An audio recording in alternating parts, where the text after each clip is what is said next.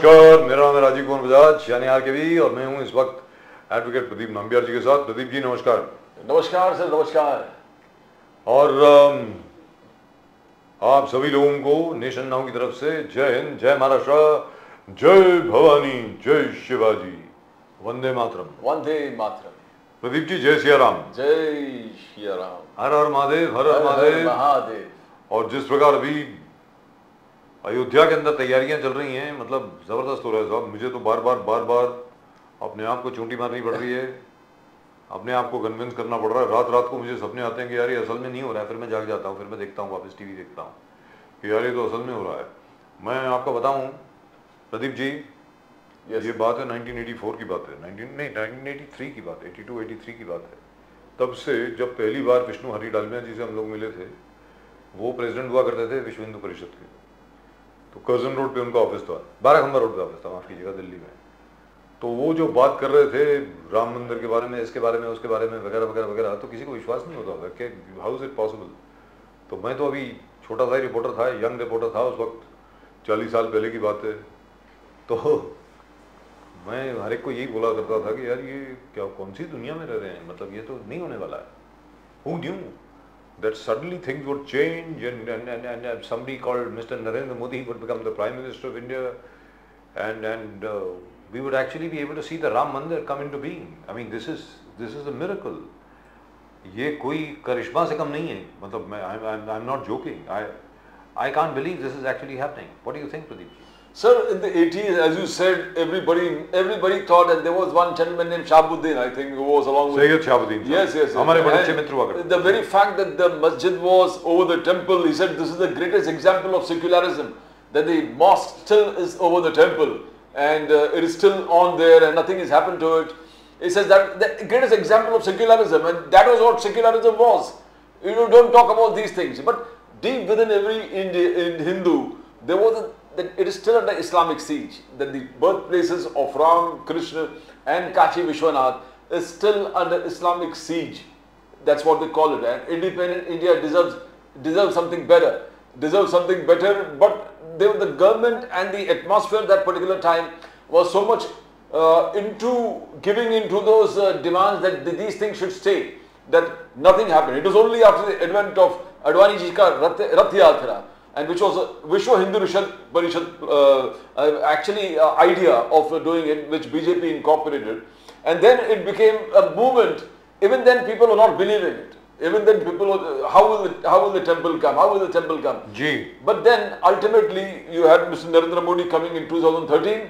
तो जो लोग नरेंद्र मोदी जी को 11 अवतार बोल रहे हैं, तो I don't think, because they have seen these things happen and they never thought it would ever happen. लोग भावुक हो जाते हैं, they don't mean any disrespect. Yes. इस वक्त हमारे साथ हैं हमारे बड़े पुराने मित्र, बहुत ही अच्छे मित्र, जिनको हमने ना जाने कितनी कुर्बानियां देते हुए देखा है, ना जाने कितनी उन्होंने सैक्रिफाइस करी है राम मंदिर के लिए। और मैं उम्मीद करता हूं भले वो खुद ना चाहें, लोग उनकी ज़रूर सराहना करेंगे जो उनकी कंट्रीब्यूशन रही है। पहले बजरंग दल में हुआ करते थे, अब विश्व हिंदू परिषद में जनरल सेक्रेटरी साहब हैं शंकर गायकर साहब। जय सिया राम। जय श्री राम।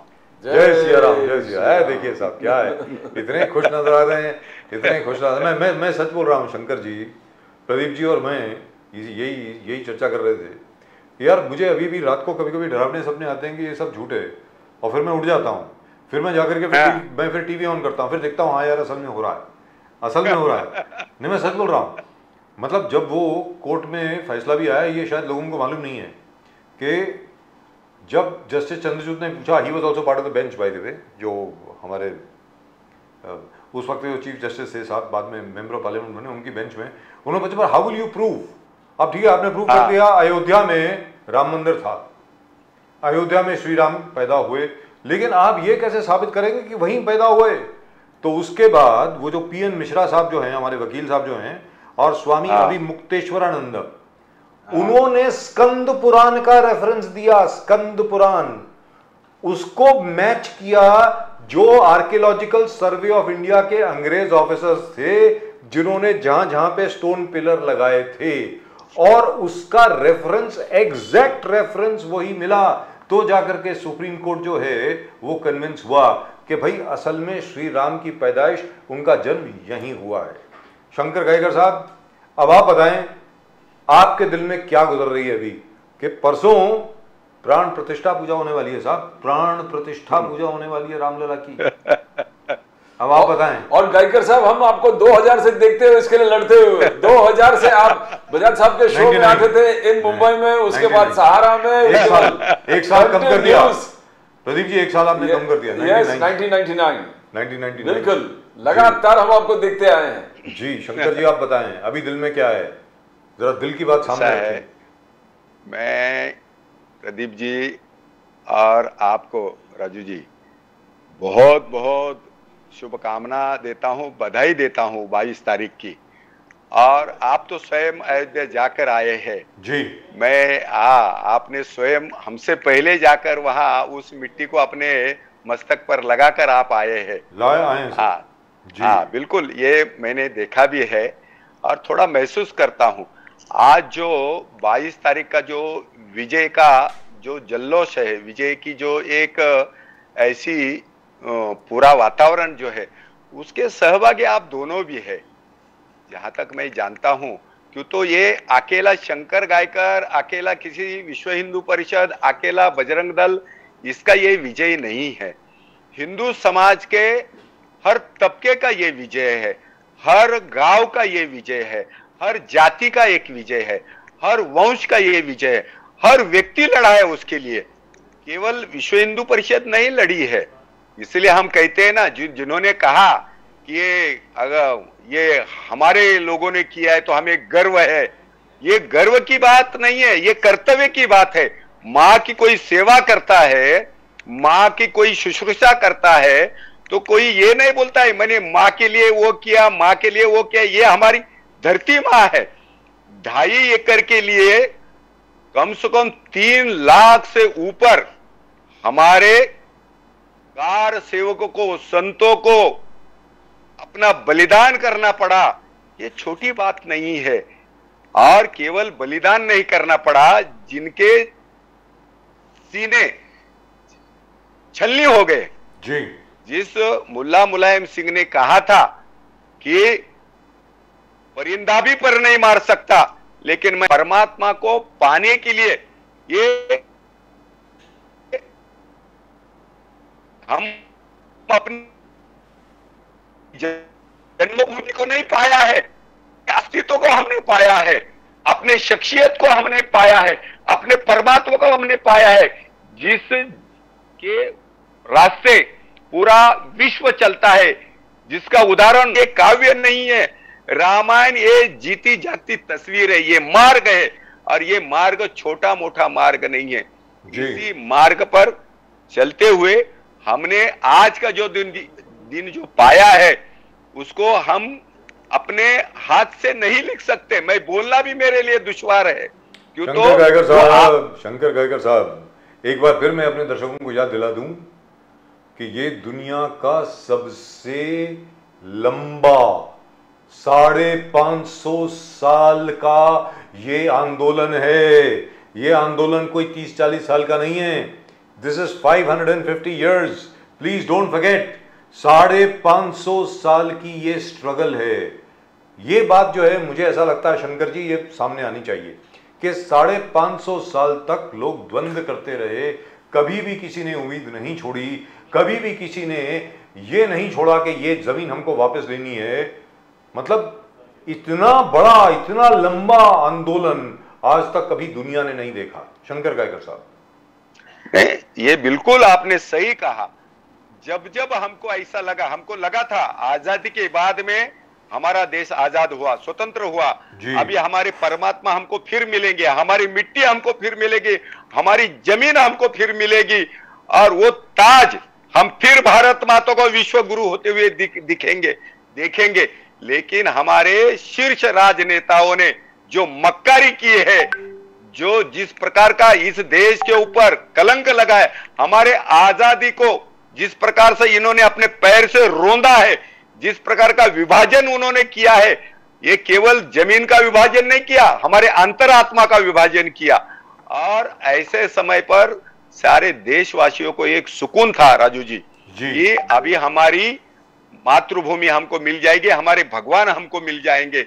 लेकिन ये कांग्रेस सरकार, ये नेहरू की सरकार, इन्होंने अपना वास्तविक जबड़ा, अपना चेहरा, वो क्रूर और वो क्रूरता ऐसी दिखाई जिन्होंने सोमनाथ को विरोध किया। लेकिन आप सबका सौभाग्य ऐसा है, ये भारत ये रत्नों की खान है, भारत ऐसे वीर पुरुषों की खान है, भारत ऐसे ये नेताओं की खान है। एक शेर पैदा हो गया, एक लोह पुरुष पैदा हो गया, और जिसने सोमनाथ के सागर में खड़ा रहकर सौगंध खाई कि जब तक इस मंदिर को मैं नहीं बनाऊंगा। और आपने देखा होगा इसका भी विरोध हमारे इस देश के सेकुलर ये कांग्रेसी जो आज बोलते हैं ना, हमने ताला खोला, हमने दरवाजा खोला, हमने वो किया, हमने वो किया। इनको पूछो ये आंदोलन किसका था? ये कांग्रेस का आंदोलन था। ये दाऊद दयाल खन्ना जैसे उनके उत्तर प्रदेश के बहुत बड़े नेता है, ये कांग्रेस ने सौगंध जो उठाई थी, ये मक्कारी किसने की? उसको इन्होंने पार्टी से दूर किया। फिर विश्व हिंदू परिषद के हाथ में यह आंदोलन आया। जैसा हमने कहा कि सोमनाथ का आंदोलन ज्यादा नहीं करना पड़ा आज जैसे, लेकिन राम जन्मभूमि का आंदोलन जैसा अभी आपने कहा, तो राम जन्मभूमि का आंदोलन लगातार चलते रहा। आपको मैं बोलता हूं लगातार चलते रहा। और जब हमने 3.25 लाख संतों का बलिदान दिया, उसके बावजूद भी इनकी इच्छा पूरी नहीं हो गई सरकार की। ये सेकुलर सरकार संविधान के अनुसार नहीं चली।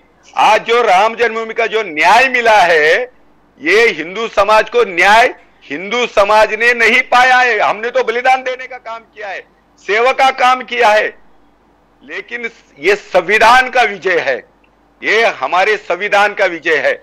हम जिस प्रकार के संविधान के ऊपर विश्वास रखकर आज नहीं कल नहीं हम आंदोलन करते रहे, सीने छिलते रहे। गायकर साहब, मगर हम लोग देखें कि ये निष्ठा, आपका संघर्ष, विश्व हिंदू परिषद का संघर्ष पूरे दुनिया ने देखा, पूरा दुनिया ने देखा।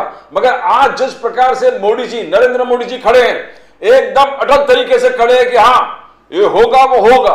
उनका निष्ठा देखिए, अनुष्ठान 11 दिन से लगातार रामलला का इंतजार में, स्वागत में उन्होंने अपना खाना भोजन सब एकदम समाप्त कर दिया। सिर्फ नारियल के पानी में जी रहे हैं, नारियल के पानी में जी रहे हैं। वो सो रहे हैं, खाट पे नहीं सो रहे, जमीन पे सो रहे हैं, जमीन पे सो रहे हैं। ब्रह्म मुहूर्त पर उठकर 1 घंटा राम मंत्र का उच्चारण कर रहे हैं और गायों को घास खिला रहे हैं। तो ये आप हमारे लीडर को देखिए, बिन संकोच वो खड़े रामलला के स्वागत में। ये आप लोग का त्याग, बलिदान, पूरे बलिदान, और आज इस नेता का जो संकल्प है वो सामने दिखने को मिलता है। गायकर साहब। बिल्कुल प्रदीप जी, आपने जिस व्यक्ति का जिक्र किया है, मोदी ये व्यक्ति नहीं है, मोदी ये शक्ति है, ये ध्यान में रखिए। हमारे भारत को, जैसे मैंने अभी कहा कि ये दूसरा सरदार पटेल है, ये दूसरा लौह पुरुष है। मोदी जी जो है ये साधारण व्यक्ति नहीं है। और दूसरा, जिस राम का हम गुणगान करते हैं, वो आज जो उपवास कर रहे हैं, आज जिस प्रकार से जमीन पर सो रहे हैं, जिस प्रकार का त्यागपूर्ण जीवन 11 दिन जी रहे, ये प्रभु रामचंद्र जी का ही मार्ग है। प्रभु ने अपने सारे, आपने देखा होगा, वलकल पहनकर प्रभु चले, बिगर चप्पल में मेरे प्रभु रामचंद्र चले, जटा, उनके बाल पूरे जटा हो गए, कंदमूल खाकर मेरे प्रभु जीवित रहे 14 साल, 1 साल नहीं 14 साल। ये आज मोदी जी की मैं राम जी से तुलना नहीं कर रहा हूं, लेकिन राम जी वो सत्य का मार्ग है। राम जी वो ऐसा अद्भुत शक्ति है, ऐसा पावर हाउस है। और मैं यहां तक ये कहता हूं, जब तक इस मार्ग पर अगर हमारे देश के राजनेता चलेंगे और इसी राह पर वो चलेंगे, तो आगे चलकर ये काशुरा, काशिया और मथुरा, इसी प्रकार से व्यक्ति निर्माण होना चाहिए। राम ये व्यक्ति है, राम को हम भगवान के तस्वीर में नहीं बांधना चाहिए। राम ये विचार है, राम ये सहानुभूति है, राम ये विनय है, राम ये संघर्ष है, और वो ऊर्जा है, वो तपश्चर्या है। राम ऐसी तपश्चर्या हमारा देश के प्रधानमंत्री आज कर रहे हैं, और लाखों लोग आज कर रहे हैं। आपको शायद पता नहीं होगा, मैं बताना चाहता हूं कि जिस 92 के अंदर जो संघर्ष हुआ, 90 में जो संघर्ष हुआ, आज तक प्रदीप जी, आज तक कई लोगों ने 30 साल हो गए जूता नहीं पहना, अपने सर पर पगड़ी नहीं पहनी, अपने घर पर छप्पर नहीं रखे, अपने कई लोगों ने अभी तक शादी नहीं की। कितना त्याग है! अरे ऐसा परमात्मा के लिए, अपने भगवान को पाने के लिए ऐसा दुनिया में कोई त्याग नहीं करता, ये ध्यान में रखो। जी दुरुस्त बात। शंकर जी, जहां तक आपके खुद का त्याग है उसके बारे में मुझे मालूम है कि आप खुद बोलेंगे नहीं, लेकिन मुझे बोलने से कोई नहीं रोक सकता। हमने देखा है जिस प्रकार आपने खुद ने, और तो और छोड़िए प्रदीप जी, आपको याद होगा बिल्कुल ना जाने कितने केस कर दिए थे शंकर गायकर जी के ऊपर। Yes yes yes. और ये वो शख्स है जो सबसे ज्यादा शांति प्रिय शख्स है, शांति प्रिय है। मतलब ऐसे शख्स के खिलाफ आप उल्टे सीधे केसेस कर रहे हैं, क्या कर रहे हैं, मेरी तो समझ के बारे यार। क्या आपको क्या लगता है शंकर साहब? चलिए, भले ये बात नहीं करनी चाहिए अभी, बड़ा खुशी का मौका है, लेकिन क्या देखो, ये किसी की बुद्धि, अरे जब किसी की बुद्धि भ्रष्ट होती है तो हो जाती है ना। मतलब अभी मुझे लग रहा है कि ये अभी भी भ्रष्ट है क्या? क्यों नहीं जा रहे? हम तो कांग्रेस से बार बार पूछ रहे हैं, आप कहते हैं कि भैया बीजेपी का पॉलिटिकल है। अरे सो व्हाट, है तो है, अरे उन्होंने काम किया है ना, लेकिन राम आपके तो हैं, आप कहते हैं ना राम आपके हैं, तो आप क्यों नहीं जा रहे? अरे आज अगर मुझे निमंत्रण मिलता, मैं तो अभी अयोध्या में बैठा होता, प्रदीप जी और मैं, हम दोनों अयोध्या में बैठे होते, 24 घंटे वहीं होते। मेरा ये कहना है, आपको आमंत्रित किया है रामलला के दर्शन करने के लिए, और आपकी किस्मत कैसी है साहब कि आप उसको मना कर रहे हैं। मुझे तो ऐसा लगता है हनुमान जी ने मना करवाया है, भूत पिशाच निकट नहीं आवे, महावीर जब नाम सुनावे। मुझे लग रहा है ये हो रहा है कि हनुमान जी ने मना कर दिया, मत आओ। बजरंग, मतलब आप बताएं सर, ये क्या है, ये क्या बुद्धि है, ये बताएं। ऐसा है, ये पवित्र भूमि है, असुरों का वहां पर कोई काम नहीं है, ये सारे असुर है। आपको मालूम होगा जब जब जितने भी अवतार हो गए तो भगवान के सामने हर समय लड़ने के लिए असुर भी उतने पैदा हो गए। मैं ये कांग्रेस जो है ना, राम के भूमि में पैर रखने का, मैं तो ये कहता हूं ये संतों का शाप है, और उस संतों ने शाप दिया था, आप सबको मालूम है। एक कांग्रेस भूगे थी जो बोलती है ना, हमने ताला खोला, हमने दरवाजे खोले, हमने ये किया, हमने वो किया, ये हौसला है। वो भी ऐसा है साहब शंकर जी, क्या है, कांग्रेस डरती है, सीधी बात है, इधर जाऊं कि उधर जाऊं। एक कदम आगे लेती है, 3 कदम पीछे लेती है। एक कदम आगे लेती है तो वो दिग्विजय सिंह साहब और उधर से मणिशंकर अय्यर साहब और जितने बाकी सब साहब लोग हैं वो आ जाते हैं, कहते हैं भाई कोई मुसलमान वोट नहीं देगा। अरे क्यों नहीं देगा भाई? आज की तारीख में तो जितने भी दरगाह हैं पूरे के पूरे हिंदुस्तान में, सबने कहा है कि 22 जनवरी को हम लोग तो दीप जलाएंगे दरगाह में।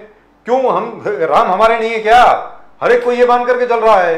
तो इस जो एकता नरेंद्र मोदी ने पैदा करी है पूरे देश में, ये लोग क्यों नहीं कर सकते थे? ये बताएं शंकर गायकर साहब। नहीं, बिल्कुल ये कर सकते थे। इनका, मैंने इसीलिए कहा ना, इनका अधिकार था। कांग्रेस एक समय में पूरे लोग जानते थे कि ये देशभक्त है जी, लेकिन हाँ, जब तक इनको देशभक्त कहती थी। कांग्रेस को इस देश के अंदर जो आजादी का आंदोलन प्रारंभ किया वो कांग्रेसी ने किया। सुभाष बाबू कौन थे? कांग्रेसी थे। हाँ, डॉक्टर हेडगेवार जी कौन थे? कांग्रेसी थे। ऐसे लाला लजपत राय जी कौन थे? कांग्रेसी थे। ऐसे मतलब ऐसे कई नेता कांग्रेसी थे जिनके चरित्रों को और जिनके चारित्रों को देखकर हजारों लोग इस आंदोलन में कूद पड़े। ये वास्तविकता है। तो कांग्रेस जो है, लेकिन जिनके अंदर जब बाबर समाया, जिनके अंदर चंगेज खान समाया, जिनके अंदर औरंगजेब समाया, जिनके अंदर जीना के जिन्स आ गए, तब इस देश का सत्यानाश हो गया। शंकर जी, चंगेज खान मुसलमान नहीं था। नहीं, लेकिन जिस प्रकार का उसका जीवन, जिस प्रकार का कार्य आप देखते हैं, तो मेरा, इसलिए मैंने कहा ना, मैं कांग्रेस को तब तक राष्ट्र विरोधी नहीं बोलता हूं, लेकिन जिस नेहरू को जब वहां अयोध्या में मंदिर में रखी हुई मूर्ति को भी पीड़ा होती है रखने के लिए, वो बोलता है मूर्ति को हटाने के ऑर्डर करते हैं। आप मुझे बताइए, ये नेहरू जी से लेकर, और इसलिए आज उनको यह अधिकार इसलिए नहीं तो संविधान बोलता है। मैंने इस संविधान का विजय इसलिए कहा, संविधान के पहले पन्ने पर किसका फोटो है? श्री राम लक्ष्मण, राम लक्ष्मण सीता और हनुमान जी का, बराबर ना जी। ये संविधान के अंदर इतने सारे फोटो आप देखो, एक भी ईसा का फोटो नहीं है, एक भी इस्लाम का फोटो नहीं है। आप मुझे बताइए, एक भी अन्य धर्म का फोटो नहीं। हमारा संविधान भी हिंदुत्व को ये स्वीकारता है, हमारा संविधान भी हिंदुत्व के न्याय के रास्ते चल रहा है, तो उसको आड़े स्पीड ब्रेकर लगाने वाली ये जो कांग्रेस है, ये हर समय रोड़ा डालने का काम करती। इनको सावरकर नहीं चाहिए, क्यों? तो वो सत्य कहते हैं। सावरकर ये कहते हैं, रणा विना स्वातंत्र्य को ना मिळाले, ये वास्तविकता है, और वही हमने पाया है। जो 92 में जो ढांचा गिरा, जी आपने देखा होगा, 92 जो ढांचा गिरा ना, वो जो सावरकर बोलते हैं ना, रन के बिना स्वातंत्र नहीं मिल पाता है, तो रन खेला हमने, रन हमने प्रतीक्षा की, और केवल प्रतीक्षा नहीं की राजू जी, वो जो हमको कहा था कि मिट्टी वहां पर जो शरीर की मिट्टी लेकर हमको वहां पर राम जी के यहां पर रखनी है, हमको कहा था। लेकिन मैं हर समय ये कहता हूं, वो जो हजारों कार सेवकों के अंदर, उनके हाथ के मुट्ठी के अंदर जो मिट्टी थी, वो प्रभु रामचंद्र जी की प्रेरणा बन गई। मैं आंखों देखे बोलता हूं आपको, मैंने देखा है, कई लोगों ने ऐसा कहा। मैं भी था वहां पे, शंकर जी भूल गए आप? हाँ, मैं वही था। आपने देखा होगा, वो राम का विश्व स्वरूप भी किया है, उस पर फिल्म भी बनाई है जी। ऐसा नहीं है, लेकिन शंकर जी आप अयोध्या जा रहे हैं कि नहीं, ये बताइए। नहीं, मैं तो अयोध्या मैं इसलिए नहीं जा रहा हूं, क्यों तो वहां की जो व्यवस्था है, कई लोग मेरे स्तर के, कई स्तर के, ऐसा व्यवस्था, हम सारे लोग संकेत में जीने वाले लोग हैं, नियम का पालन करने वाले लोग हैं। अब ये ऐसा ही है, अभी आप लोग जाने चाहिए, आप जो दिखाएंगे वो हम देखने वाले हैं।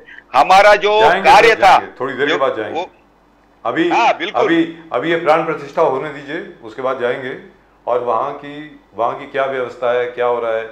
और मैंने तो ये भी सुना है, अब सरयू नदी को बिल्कुल पवित्र, निर्मल, अविरल बनाने की पूरी योजना है आपकी। हाँ, मैंने आपको आपने मुझे कहा था, मैंने आपका संदेश जो है और आपकी इच्छा अभी पूरी हो रही, मुझे याद आया। वो जब मैं न्यूज देखा तो आप दोनों की मुझे याद आई। मैंने कहा, भगवान ने मेरा भी संकल्प, राजू जी का संकल्प जो है, नंबियार जी का संकल्प है, प्रभु ने सुन लिया है। सबसे बढ़िया, मेरे लिए सबसे अच्छी खबर वो है, मेरे लिए सबसे अच्छी खबर वो है कि सरयू नदी का पानी जो है वो पवित्र होगा, कि वास्तविकता में जब आप सरयू में डुबकी लगाएंगे तो आप बिल्कुल पवित्र पानी में डुबकी लगाएंगे, जो बिल्कुल साफ सुथरा होगा। मतलब I can't even believe this is happening. I hope it happens. But Shankar ji, we won't keep you for too long. Thank you very much for joining us. बहुत बहुत शुक्रिया आपका, बहुत बहुत धन्यवाद आपका हमारे साथ जुड़ने के लिए, और आपको एक बार फिर साधुवाद, आपको एक बार फिर बहुत बहुत बधाई। संघर्ष, आपका संघर्ष, अरे बाप रे बाप, उसके बारे में तो तारीफ करना, मतलब उसके इतना प्रशंसनीय है कि जो शब्द है प्रशंसनीय वो भी फीका पड़ जाता है। फिलहाल नमस्कार, नमस्कार, जय श्री राम, जय श्री राम, जय बजरंग, जय श्री राम, जय श्री राम, जय Bajrang. Well, I've seen him struggle. You've seen him struggle, Pradeep. We've both seen him struggle over the years. And I remember, you know, when we used to make him sit in various debates. Exactly. अलग-अलग, तो कांग्रेसी किस प्रकार उनका मजाक उड़ाया करते थे वगैरह वगैरह. But well, let's look at who's having the last laugh. I hope that happens also with my favorite party, with my favorite political party. I have two parties which I really and truly admire. One, of course, is the Aam Aadmi Party. The other one, which is an older party, which has had my admiration ever since Mr. Raj Thackeray formed that party, is the Maharashtra Navnirman Sena. I hope when the elections are held, the MNS will have the last laugh. क्योंकि अकेली महाराष्ट्र नवनिर्माण सेना, यहाँ पर जो political party है, राजनीतिक संगठन जो है महाराष्ट्र का, वो असल में सेंसिबल बात कर रही है, अकल वाली बात कर रही है, वो बात कर रही है एमएनएस जो कि लोगों के हित में हो और सब लोगों के हित में हो। उसी विषय में बात करने के लिए इस वक्त हमारे साथ हैं हेमंत कामले साहब। हेमंत कामले साहब, नमस्कार। नमस्कार। जय जय महाराष्ट्र, जय भवानी, जय शिवाजी, जय भवानी, जय सिया राम सर, जय सिया राम, जय सिया राम, जय श्री राम। तो हेमंत जी, जरंगे पाटिल साहब कूच कर रहे हैं मुंबई की तरफ। 26 जनवरी को चल चुके हैं वहां से, काफी लोग उनके साथ हैं और जैसे जैसे आगे बढ़ेंगे और ज्यादा लोग होते रहेंगे। So what is the plan here? Did you understand ये सरकार किस तरीके से चल रही है, क्या चल रही है? मेरे भेजे में बात ये घुस नहीं रही है। आपको अगर समझ आ रहा हो तो आप समझा दीजिए प्लीज। नहीं तो वो भेजे में तो किसी के नहीं समझ में आ रहा है कि एग्जैक्टली सरकार क्या करना चाहती है या जरंगे पाटिल क्या करना चाहते हैं जी। आज उनके पहला हॉल्ट है जरंगे पाटिल जी का, और जिस तरह से कारवां वो चल रहा है और आगे बढ़ता जाएगा उतनी सरकार की टेंशन बढ़नी चाहिए, लेकिन सरकार नहीं समझ में आ रहा है कि इतना लाइटली मराठा आरक्षण को क्यों ले रही है, या जरंगे पाटिल जी का जो आरक्षण जो ये आंदोलन चल रहा है उसको बहुत लाइटली ले रही है कि आगे जाकर अगर मुंबई में सच में अगर लाखों की तादाद में या करोड़ की तादाद में भी आते हैं तो पूरे मुंबई का जनजीवन जो अस्त व्यस्त हो जाएगा। तो इसके बारे में सरकार क्यों नहीं सोच रही है? इनके साथ हाई लेवल जो एक वहां पर कोई डेलीगेशन जाना चाहिए, बात करनी चाहिए, और कहीं ना कहीं ये मुद्दे को आपको ज्यादा तूल देने की जरूरत नहीं कि जितने जल्दी हो उसका सॉल्यूशन लेकर आना चाहिए इनको। तो क्या है कि इस एक मोर्चा की वजह से देखिए बहुत सारे प्रॉब्लम्स क्रिएट होने वाले हैं, क्योंकि इसका जो हाइप क्रिएट होगा, अभी हमारी पूरी मीडिया जो है, प्रिंट मीडिया या फिर इलेक्ट्रॉनिक मीडिया, ये पूरी तरह रामलला की जो मूर्ति स्थापित होगी इसकी तरफ दौड़ेगी। लेकिन जैसे ही 22 तारीख होगी या उसके बाद 2 दिन के बाद ये जो है महाराष्ट्र की सबसे ब्रेकिंग न्यूज होगी, फिर जरंगे पाटिल जी का ये आंदोलन आगे बढ़ता जाएगा। तो मुझे लगता है कि जो आने वाले दिनों में हमें जो दिक्कतें होने वाली है, मैं सूखे की बात कर रहा हूँ जी, मैं किसानों की बात कर रहा हूँ, तो इस और सरकार किस तरफ से देखती है या किस तरह से इस प्रॉब्लम को सॉल्व करने वाली है, क्योंकि ये मराठा आरक्षण तो है ही, लेकिन जो सूखे की जो एक नेचुरल कैलेमिटी जो है इसको आप किस तरह से हैंडल कर रहे हैं वो ज्यादा मेरे लिए इंपॉर्टेंट है। क्योंकि आप एक आपका अगर आदेश होता है, एक आपकी ऑर्डर होती है, एक जजमेंट होता है, एक जीआर होता है, उससे मराठा आरक्षण का तो सॉल्यूशन निकल जाएगा। लेकिन नेचुरल कैलेमिटी को रोकने के लिए कोई आपका जीआर या कोई आदेश वो काम भी नहीं आएगा। उसके लिए आपके लिए पास प्रॉपर प्लानिंग होनी चाहिए, एग्जीक्यूशन होना चाहिए। तो सरकार को इस तरफ इस मुद्दे को जरा भी ढील नहीं देनी चाहिए, और जितने जल्दी हो इसका डिसीजन लो तो फिर आगे की जो दिक्कतें हैं वो टल जाएगी। लेकिन हेमंत कामले साहब, यहाँ पर तो ये लग रहा है कि जो सूखे की आपने बात करी है, you and I and Pradeep ji have been talking about this subject now for a long time. 7-8 महीने से हम इस विषय में बात कर रहे हैं। सरकार की तरफ से तो कोई ज्यादा गंभीरता दिख नहीं रही है मुझको। क्या उनको मालूम नहीं है कि कंडीशंस कितनी खराब हैं कई कई जगह पर महाराष्ट्र में, जहां पर 200 मीटर 300 मीटर पर पानी नहीं है? मतलब 200 फीट की बात नहीं कर रहा, 200 मीटर की बात कर रहा हूं कामले साहब। नहीं देखिए ना, देखिए कि मराठवाड़ा के जो हालात है, हमारे जो ब्लूप्रिंट है, हमने उसमें क्लियरली मेंशन किया है कि मराठवाड़ा आज से मतलब करीबन 2060 तक मराठवाड़ा ये पूरी तरह डेजर्ट होगा जी। जिस तरह से बोरवेल खोदे जा रहे हैं कि आपको ही मालूम है कि भाई आप जितने फीट नीचे जाते हो तो उतने साल पहले का पानी आप खींच लेते हो ऊपर जी। आप 10 फुट नीचे 10 फीट नीचे जाते हो, 10 साल पहले का पानी जो कंदम हुआ उसको आप ऊपर निकालते हो, 100 फीट जाते हो, 100 साल, क्योंकि पानी परकोलेट नहीं हो रहा है। जब बारिश नहीं हो रही है तो पानी परकोलेट, और आप जितना पानी आप खींच रहे हो उसकी वजह से वहां पर जो भी है हेल्थ के इश्यू हो रहे हैं।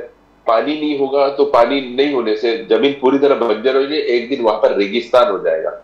लेकिन सरकार के पास इसके लिए वक्त है नहीं है, या इसके लिए कोई इनका स्टडी सर्कल काम कर रहा है तो किस, क्योंकि बहुत सारे अपने पास इसके कमीशन के रिपोर्ट्स गए, लेकिन इसके बावजूद वहां पर अगर आप सीरियसली सोचते नहीं हो, नदी जोड़ प्रकल्प है या प्रोजेक्ट है उसको आप इम्प्लीमेंट कम करने वाले हो। आप देखिए ना, ये समृद्धि महामार्ग लेके आ रहे हो करोड़ों का, आप ये जो सेलिंग का अभी आपने हार्बर लिंक यहाँ पर शुरू किया जी, ये इंफ्रा प्रोजेक्ट लेके आ रहे हो। जहां तक मैं समझता हूं कि आपके सीमेंट के कंक्रीट के जो जंगल बना रहे हो, लेकिन जो नेचुरली आपको वहां पर प्रिजर्व करना चाहिए, तो वैसे प्रोजेक्ट्स आप नहीं इंप्लीमेंट कर रहे हो। ये सबसे बड़ी दुख की बात है। और मैं समझता हूं कि सिर्फ स्टेट गवर्नमेंट नहीं, इससे सेंट्रल गवर्नमेंट भी उतनी ही जिम्मेदार है कि नदी जोड़ आप अगर प्रकल्प ये इस प्रोजेक्ट को अगर इंप्लीमेंट करते हो तो मुझे लगता है देश की पूरी माली हालत सुधर जाएगी। आपको सब जगह पर जितने भी किसानों के प्रॉब्लम है वो सॉल्व हो जाएंगे। लेकिन हेमंत कामले साहब, sorry to interrupt you, just one small little question. जहां तक मराठवाड़ा का प्रश्न है, हर एक को मालूम है मराठवाड़ा की स्थिति क्या है। अगर आपके ब्लूप्रिंट में था, और मैं आपके पहले ब्लूप्रिंट की बात कर रहा हूं, आपका जो पहला ब्लूप्रिंट आया था उसमें था कि मराठवाड़ा की स्थिति बहुत गंभीर है, इसमें क्रॉपिंग पैटर्न को आपको बहुत केयरफुली मॉनिटर करना पड़ेगा। आपको वहां पे वही क्रॉप्स लगाने पड़ेंगे जो which do not suck out, जो पूरा पानी नहीं चूस लेते। वहां के जो एक्विफर्स हैं दे हैव ऑल ड्राइड आउट। उनको, उन एक्विफर्स को एक बार फिर रीस्टार्ट करने के लिए, रीएक्टिवेट करने के लिए, मेरी इस विषय के ऊपर राजेंद्र सिंह जी से बात हुई थी बहुत लंबी।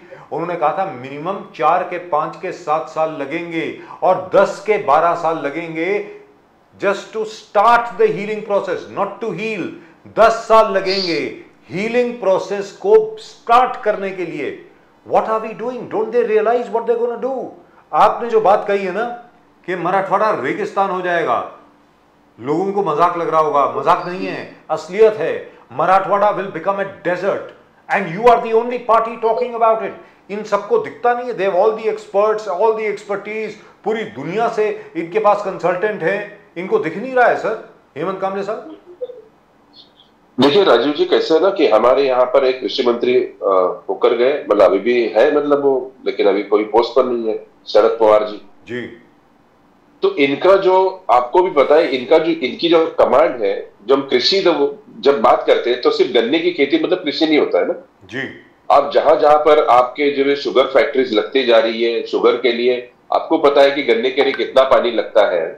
तो जो पूरा पानी जो हम लोग खींच रहे हैं वो पूरा तरह गन्ने के लिए, और बाकी जो क्रॉप्स है उसको पानी मिल नहीं रहा है। आप देखिए कि विदर्भ में क्यों आत्महत्या हो रही है, उत्तर महाराष्ट्र में आत्महत्या हो रही है, मराठवाड़ा में आत्महत्या हो रही है। आप पूरी तरह पानी खींच रहे हो, कितने, मतलब क्या, मतलब आपके पास प्लानिंग नहीं है। हमारे यहाँ पर प्लानिंग होनी चाहिए, इसकी तरफ किसी का ध्यान नहीं है। आप किसान को कुछ कर्जे से राहत देते हो, छोटे किसान को।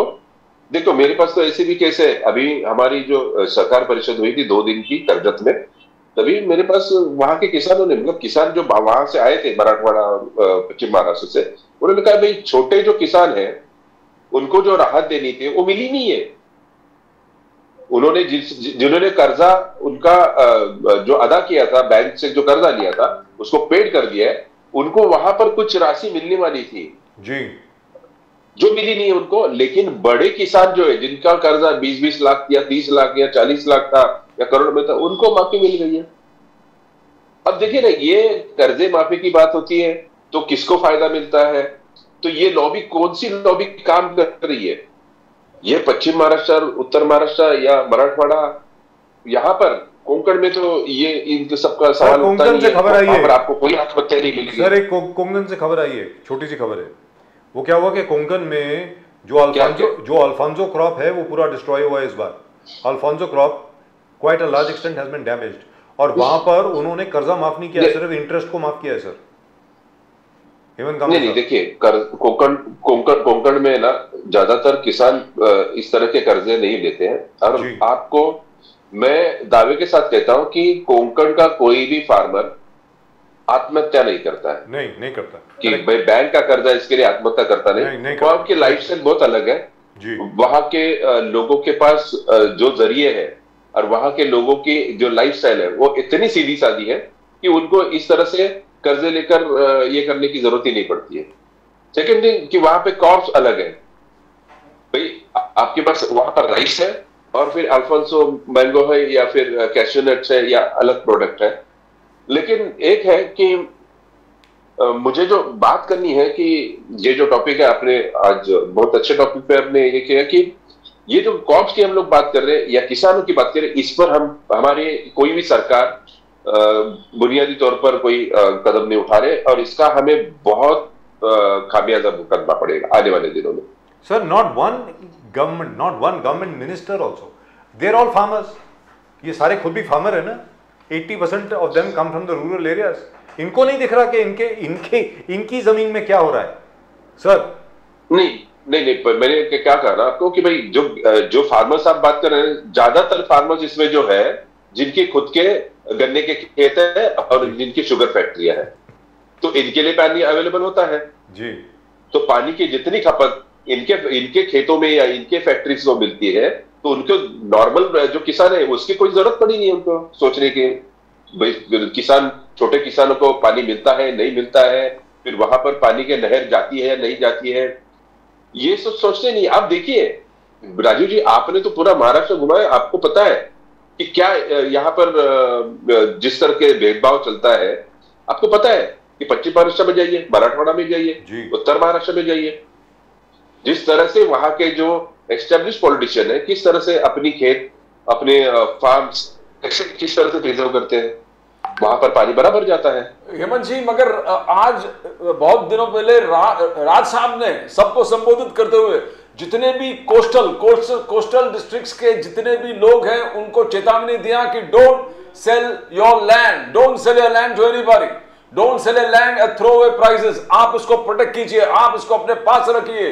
राज साहब बार बार लोगों को कह रहा, बिकॉज कनेक्टिविटी बढ़ गया पूरा कोंकण एरिया में, पूरे कोंकण में it's become total connectivity and more development activities are taking place. Your land is going to fetch you more, but don't be foolish and sell it। इस पर जरा और रोशनी डालेंगे कि राज साहब ने एडवाइस किस प्रकार से किया।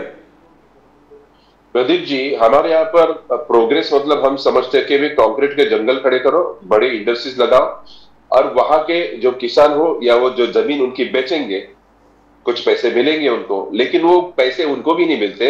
एक टैक्टिस होते हैं कि बड़े प्रोजेक्ट जो पास है, पोर्ट हो, नाणार जैसे प्रोजेक्ट हो, तो उसके मतलब इसकी प्लानिंग तो 5-10 साल पहले चलती है ना, तो पहले ही कम दामों में कोई खरीद लेता है जमीन, तो जिसका वो जो प्रॉफिट है या उसका जो फायदा है वो किसानों को या वहां के लोकल लोगों को मिलता नहीं है। उसके पहले ही जो बीच के एजेंट है वो बड़े पैमाने पर ऐसे जमीनें खरीद कर वो बेच देते हैं। फिर वहां की आपको सोशल इम्बैलेंस होता है, वहां के ट्रेडिशन पर इसका इफेक्ट है, तो वहां पर लैंग्वेज पर इफेक्ट है, जैसे मुंबई में हुआ, पुणे में हो रहा है या थाना में हो रहा है, या आगे बढ़कर आपको बदलापुर करजत तक वो अभी गया है।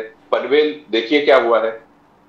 तो पनवेल से रायगढ़, पनवेल तो रायगढ़ में होता है, रायगढ़ जिला जो है आधा तो पूरी तरह देखिए हमारे पास जो इंडस्ट्रियल डिस्ट्रिक्ट है वो रायगढ़ है, थाना है, पालघर है। तो इन डिस्ट्रिक्ट में जिस तरह से एनक्रोचमेंट या फिर इंट्रूडर्स बढ़ रहे हैं कि भाई कितने लोग, उन्होंने एक एग्जांपल दिया था, भाई आपको जम्मू कश्मीरी जमीन अभी 370 होने के बाद आप खरीद कितने गए वहां पर, लेकिन आप हिमाचल प्रदेश में जाओ, आप जमीन खरीद सकते हो वहां पर। उन्होंने दुबई का उदाहरण दिया था कि दुबई में आप कोई प्रोजेक्ट लगाते हो, कोई बिजनेस करते हो, तो आपको वहां पर लोकल जो अरब्स है उनके साथ पार्टनरशिप दिखानी पड़ती है या करनी पड़ती है।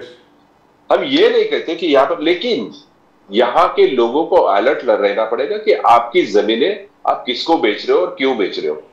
कौन से दामों पर बेच रहे हो। अगर उसका फायदा अगर उस लोकल आदमी को मिलता तो बात अलग है, लेकिन कि 5 साल पहले बाद प्रोजेक्ट आना, उसके पहले अगर जमीनें खरीदी जाती है और उसका फायदा दूसरे लेके जा रहे हैं, तो मुझे लगता है ये कहीं ना कहीं तो आने वाले दिनों में ये कोंकण के लिए या पूरे महाराष्ट्र के लिए खतरा ही है।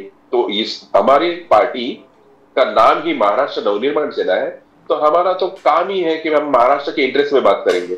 और राम आ रहा है हेमंत जी, राम आ रहा है। The entire nation is up for celebrations. Prime minister Modi ji का 11 दिन का अनुष्ठान, मगर मनसे की तरफ से हिंदू जननायक राज ठाकरे साहब, आपने भी सेलिब्रेशंस चालू कर दिया है।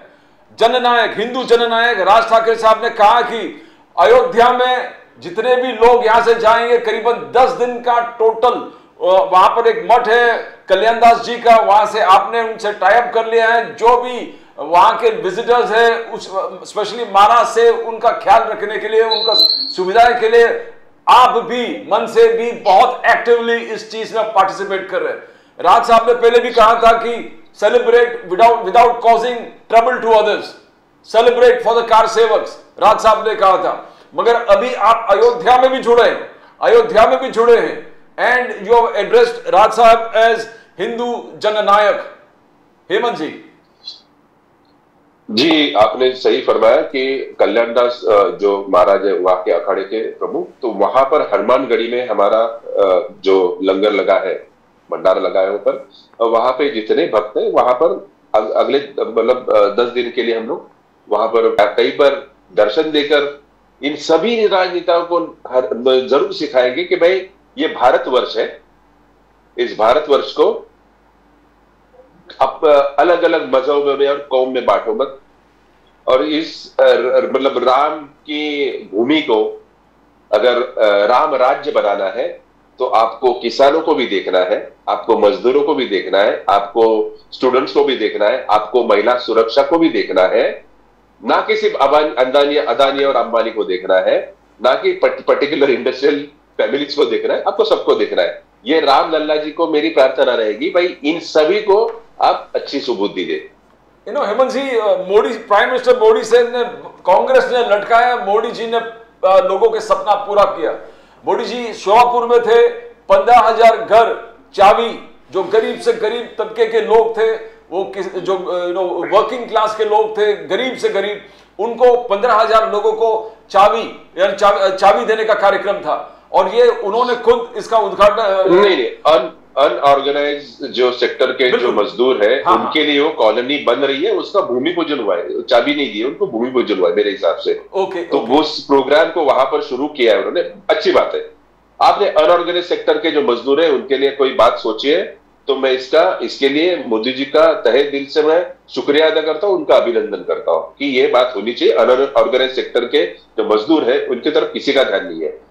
भाई साथ साथ मैं मोदी जी को यह भी प्रार्थना करूंगा कि अनऑर्गेनाइज सेक्टर के जो मजदूर है, इनकी मजदूरी भी बढ़ाइए, इनकी मजदूरी भी बढ़ाइए। 15,000 16,000 में उनका गुजारा नहीं होगा, कि भाई उनकी मजदूरी बढ़ाइए। अगर यहाँ पर देखिए राजीव जी, प्रदीप जी, 2 दिन पहले ही मैंने एक आर्टिकल पढ़ा था कि नीति आयोग ने एक रिपोर्ट ये करी है, जारी की है, प्रसारित की है। उसमें ऐसा कहा गया है कि भारत के 24 करोड़ 33 लाख लोग पॉवर्टी लाइन के ऊपर आ गए जी। अब ज्यादातर ये स्टेट जो है वो है छत्तीसगढ़, उत्तर प्रदेश, बिहार, असम। अब देखिए, मेरे मन में, मेरे जहन में एक सवाल आया कि जब 24 करोड़ 33 लाख लोग अगर पॉवर्टी लाइन के ऊपर आ गए हैं, तो मोदी जी ने तो कहा था कि भाई 80 करोड़ लोगों को मैंने अनाज दिया है या अनाज दे रहे हैं। तो ये कैलकुलेशन कही तो मैं इस वक्त स्टडी कर रहा हूं कि भाई ये पॉवर्टी लाइन की क्राइटेरिया क्या है। और जहां तक मुझे समझ में आया कि ऐसे 12 क्राइटेरिया सेट किए गए हैं। इसमें 4 तो मुझे जो पता चला कि भाई जो अच्छा भोजन करता है, जो हाई कैलोरी या प्रॉपर कैलोरी फूड देता है, वो गरीब नहीं है। जिसके पास इंटरनेट है वो गरीब नहीं है। जिसके पास गैस कनेक्शन या गैस सिलेंडर है वो गरीब नहीं है। तो मेरे समझ के बाहर है कि भाई गैस सिलेंडर तो आपने उनको जो फ्री गैस कनेक्शन दी, इसका मतलब पॉवर्टी लाइन के बाहर तो नहीं है, बराबर है? यस यस जी। इंटरनेट कनेक्शन आज हर जगह पर, हर कोई यहाँ पर एंड्रॉइड मोबाइल यूज करता है, तो उसमें इंटरनेट कनेक्शन है, इसका मतलब वो गरीबी के बाहर नहीं है, वो उसकी नेसेसिटी है, उसकी जरूरत है वो, क्योंकि वो पहले वाला मोबाइल अब आउटडेटेड हो गया है तो कोई यूज नहीं करता, इसका मतलब वो गरीबी के बाहर तो नहीं है। तो ये ऐसी बात है। और दूसरी तरफ मुझे जो मेरे पास डेटा आ गया कि भाई बिलियनर्स की जो संख्या है उसमें भारत 3 नंबर पर है। 1 नंबर पर है यूएसए अमेरिका, 2 नंबर चाइना और 3 नंबर पर भारत। तो दूसरा रिपोर्ट ये कहता है कि पर कैपिटा इनकम में भारत जो है 195 कंट्रीज में हमारा जो नंबर है 147 है। तो ये सब बातें जो कंफ्यूज करते हैं, इसके लिए राम लल्ला से मेरी प्रार्थना रहेगी कि राम जी इन सभी को अच्छी बुद्धि दो कि भाई ये जो आंकड़े वो तो सुधारो जी। आपके आने के बाद इस देश में सच में राम राज आना चाहिए। इसलिए मैं कांग्रेस वाले या जो भी अपोज करते हैं उनसे विनती करूंगा, भाई अपोज मत करिए, राम लल्ला जी जल्दी से विराजमान हो जाइए, उनको हो जाने दीजिए, राम मंदिर का निर्माण होने जाने दीजिए।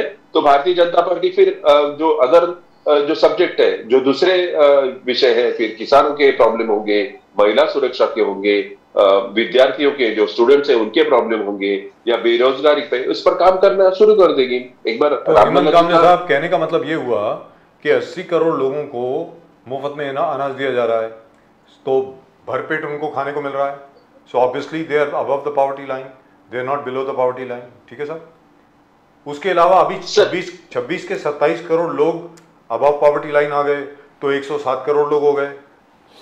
तो हिंदुस्तान में आज की तारीख में सिर्फ 13 करोड़ लोग बिलो पॉवर्टी लाइन हैं, only 13 crore people. Is that what it means?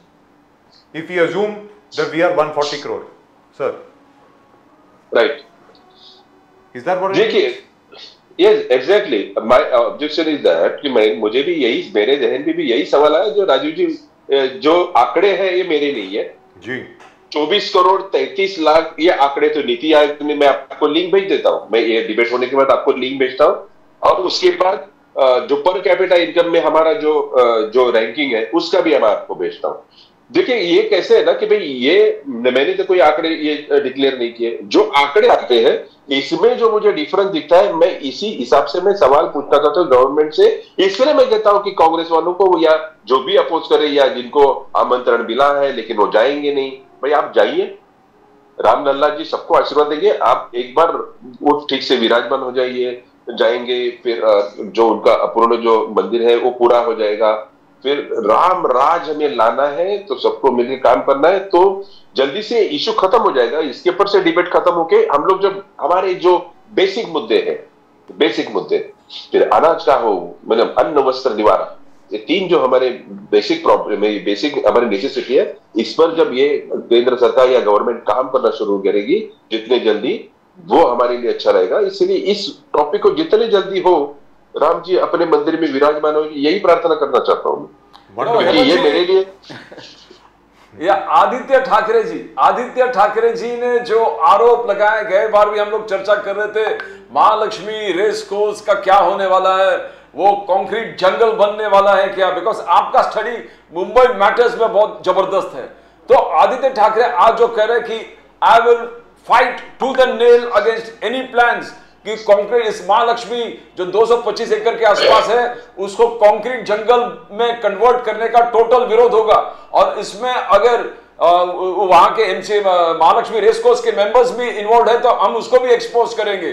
तो ये स्ट्रॉन्ग स्टेटमेंट आदित्य ठाकरे से, save the green, whatever green spaces बचाए उसको बचाओ और हम संघर्ष जारी रखेंगे, we will fight to the nail to the last battle.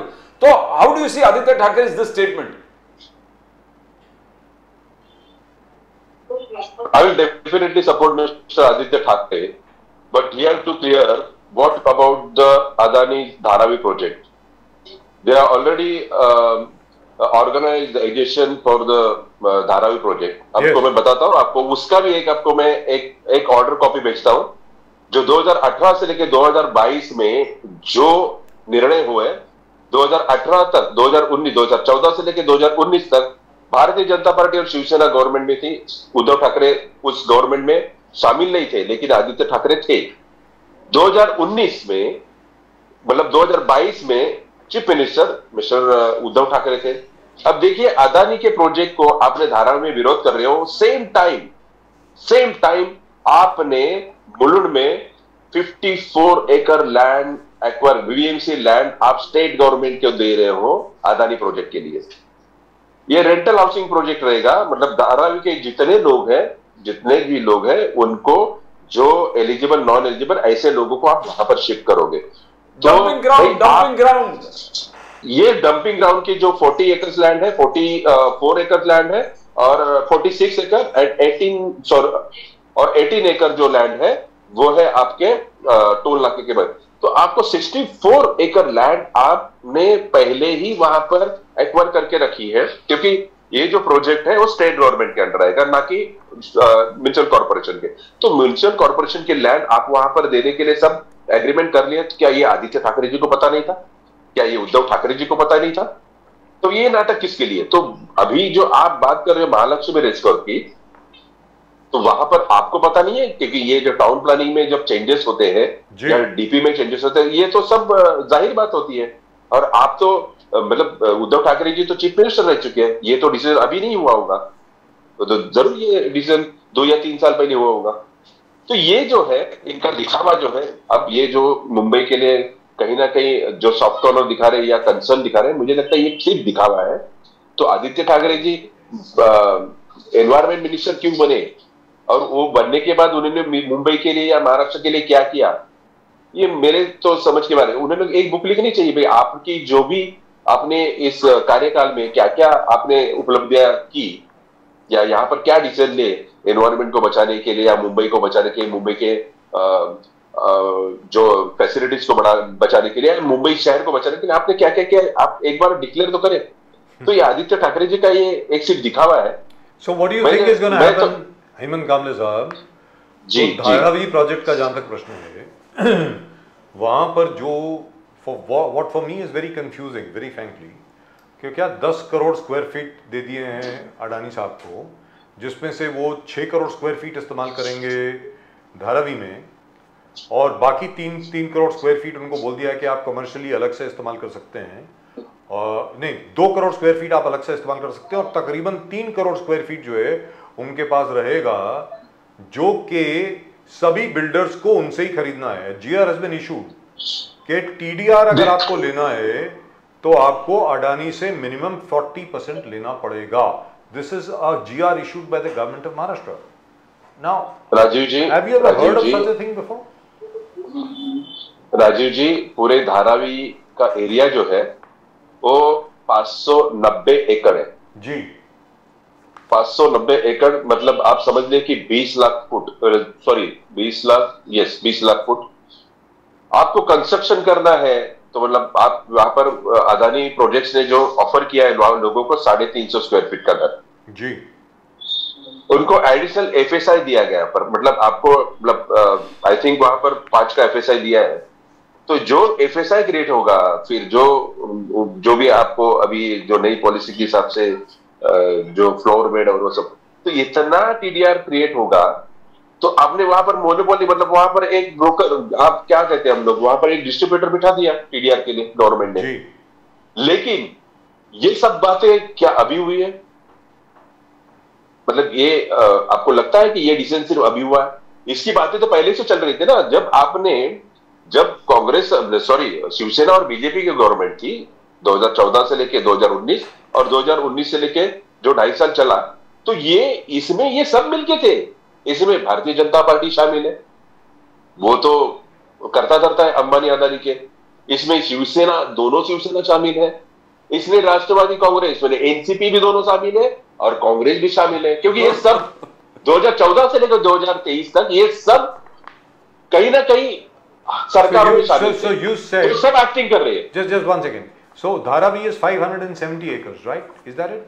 590 acres. 590 acres. Okay, so that will increase the calculation just a little bit. So we are looking at somewhere in the region of, if we just take the ground clearance, so 590 acres in square feet is equal to 2 crore 57 lakh 400 feet. That is just the ground clearance, और उसके आपने 5 FSI दी है, 5 या 6 आपने FSI दिया है. So which means you are creating, so the calculation is right, so which means you are creating about 10 crore square feet. That's what you are creating. So that 10 crore square feet, और वो जो TDR जो है उसकी indexing नहीं होने वाली. You are also aware of that. So which means Mr. Adani has the right to sell it at whatever price that the Adani Group wants.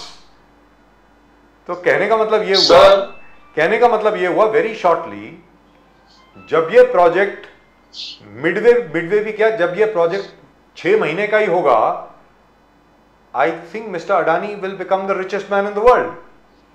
Hemant Kamle sahab, देखिए, मैं तो समझता हूं कि आने वाले दिनों में अदानी जी इसके ऊपर एक IPO भी लेके आ सकते हैं, क्योंकि आपने वॉल्यूम देखा क्या है जी.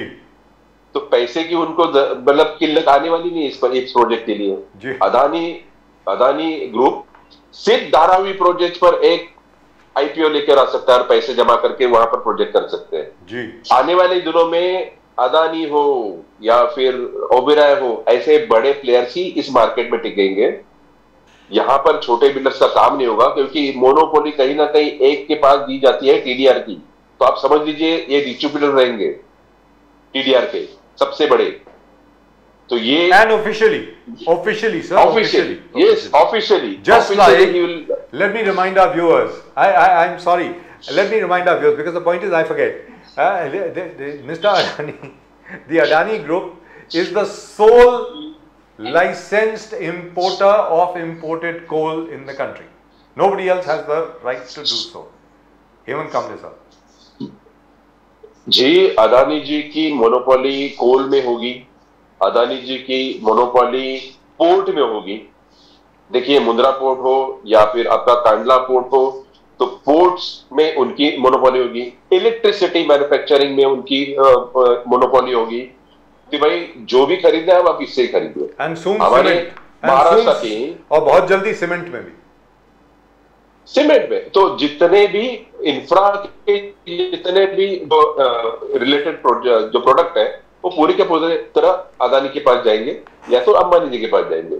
इन्होंने अपने आप को मतलब सेगमेंट में बांट लिया है. तो जल्द ही जो गुजरात के पंतप्रधान है नरेंद्र मोदी जी, ये गुजरात को सुजलाम सुफलाम बनाएंगे. बहुत सारे इंडस्ट्री जाएंगे, जितने भी टेस्ला का प्रोजेक्ट वहीं पर जा रहा है, सब जितने बड़े प्रोजेक्ट आ रहे हैं वहीं पर जा रहे हैं. तो मुझे लगता है कि आने वाले दिनों में जो भी राम राज जाएगा वो गुजरात के लिए रहेगा, बाकी स्टेट के लिए क्या होगा मुझे नहीं पता. राइट. हेमंत कामले साहब, you are still awaited at our office. आप ऑफिस आने वाले थे, मैं उम्मीद करता हूं कि इस साल तो आप जरूर आएंगे. जरूर आऊंगा. I hope you will come over here and I hope we will have a discussion right here face to face. Thank you so much Hemant Kamle ji, बहुत बहुत नमस्कार, बहुत बहुत शुक्रिया और जय सिया राम. और मैं उम्मीद करता हूं कि जो आपने प्रार्थना करी है रामलला से, वो प्रार्थना आपकी सुनी जाए और रामलला इन सब लोगों को सद्बुद्धि दे. हम सभी लोग यही इसी बात की उम्मीद करते हैं. Thank you so much sir. तथास्तु. जय श्री राम. जय सिया राम. जय सिया राम. Thank you.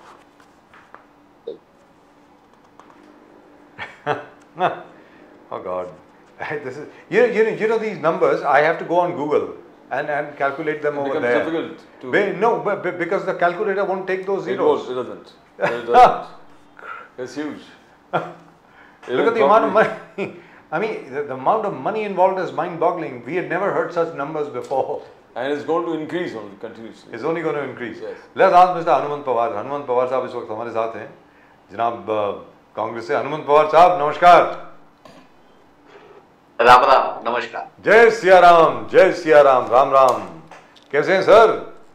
बिल्कुल बिल्कुल अच्छा हूँ सर. तो राहुल गांधी जी की न्याय यात्रा, जो कांग्रेस के जो सोशल मीडिया हैंडल्स हैं और कांग्रेस का खुद का जो एक्स हैंडल है, ट्विटर हैंडल है, उसके अलावा फेसबुक पे, यूट्यूब पे हम लोगों को दिख रहा है कि लाखों की भीड़, हज़ारों की भीड़ हर जगह पर उनका स्वागत कर रही है.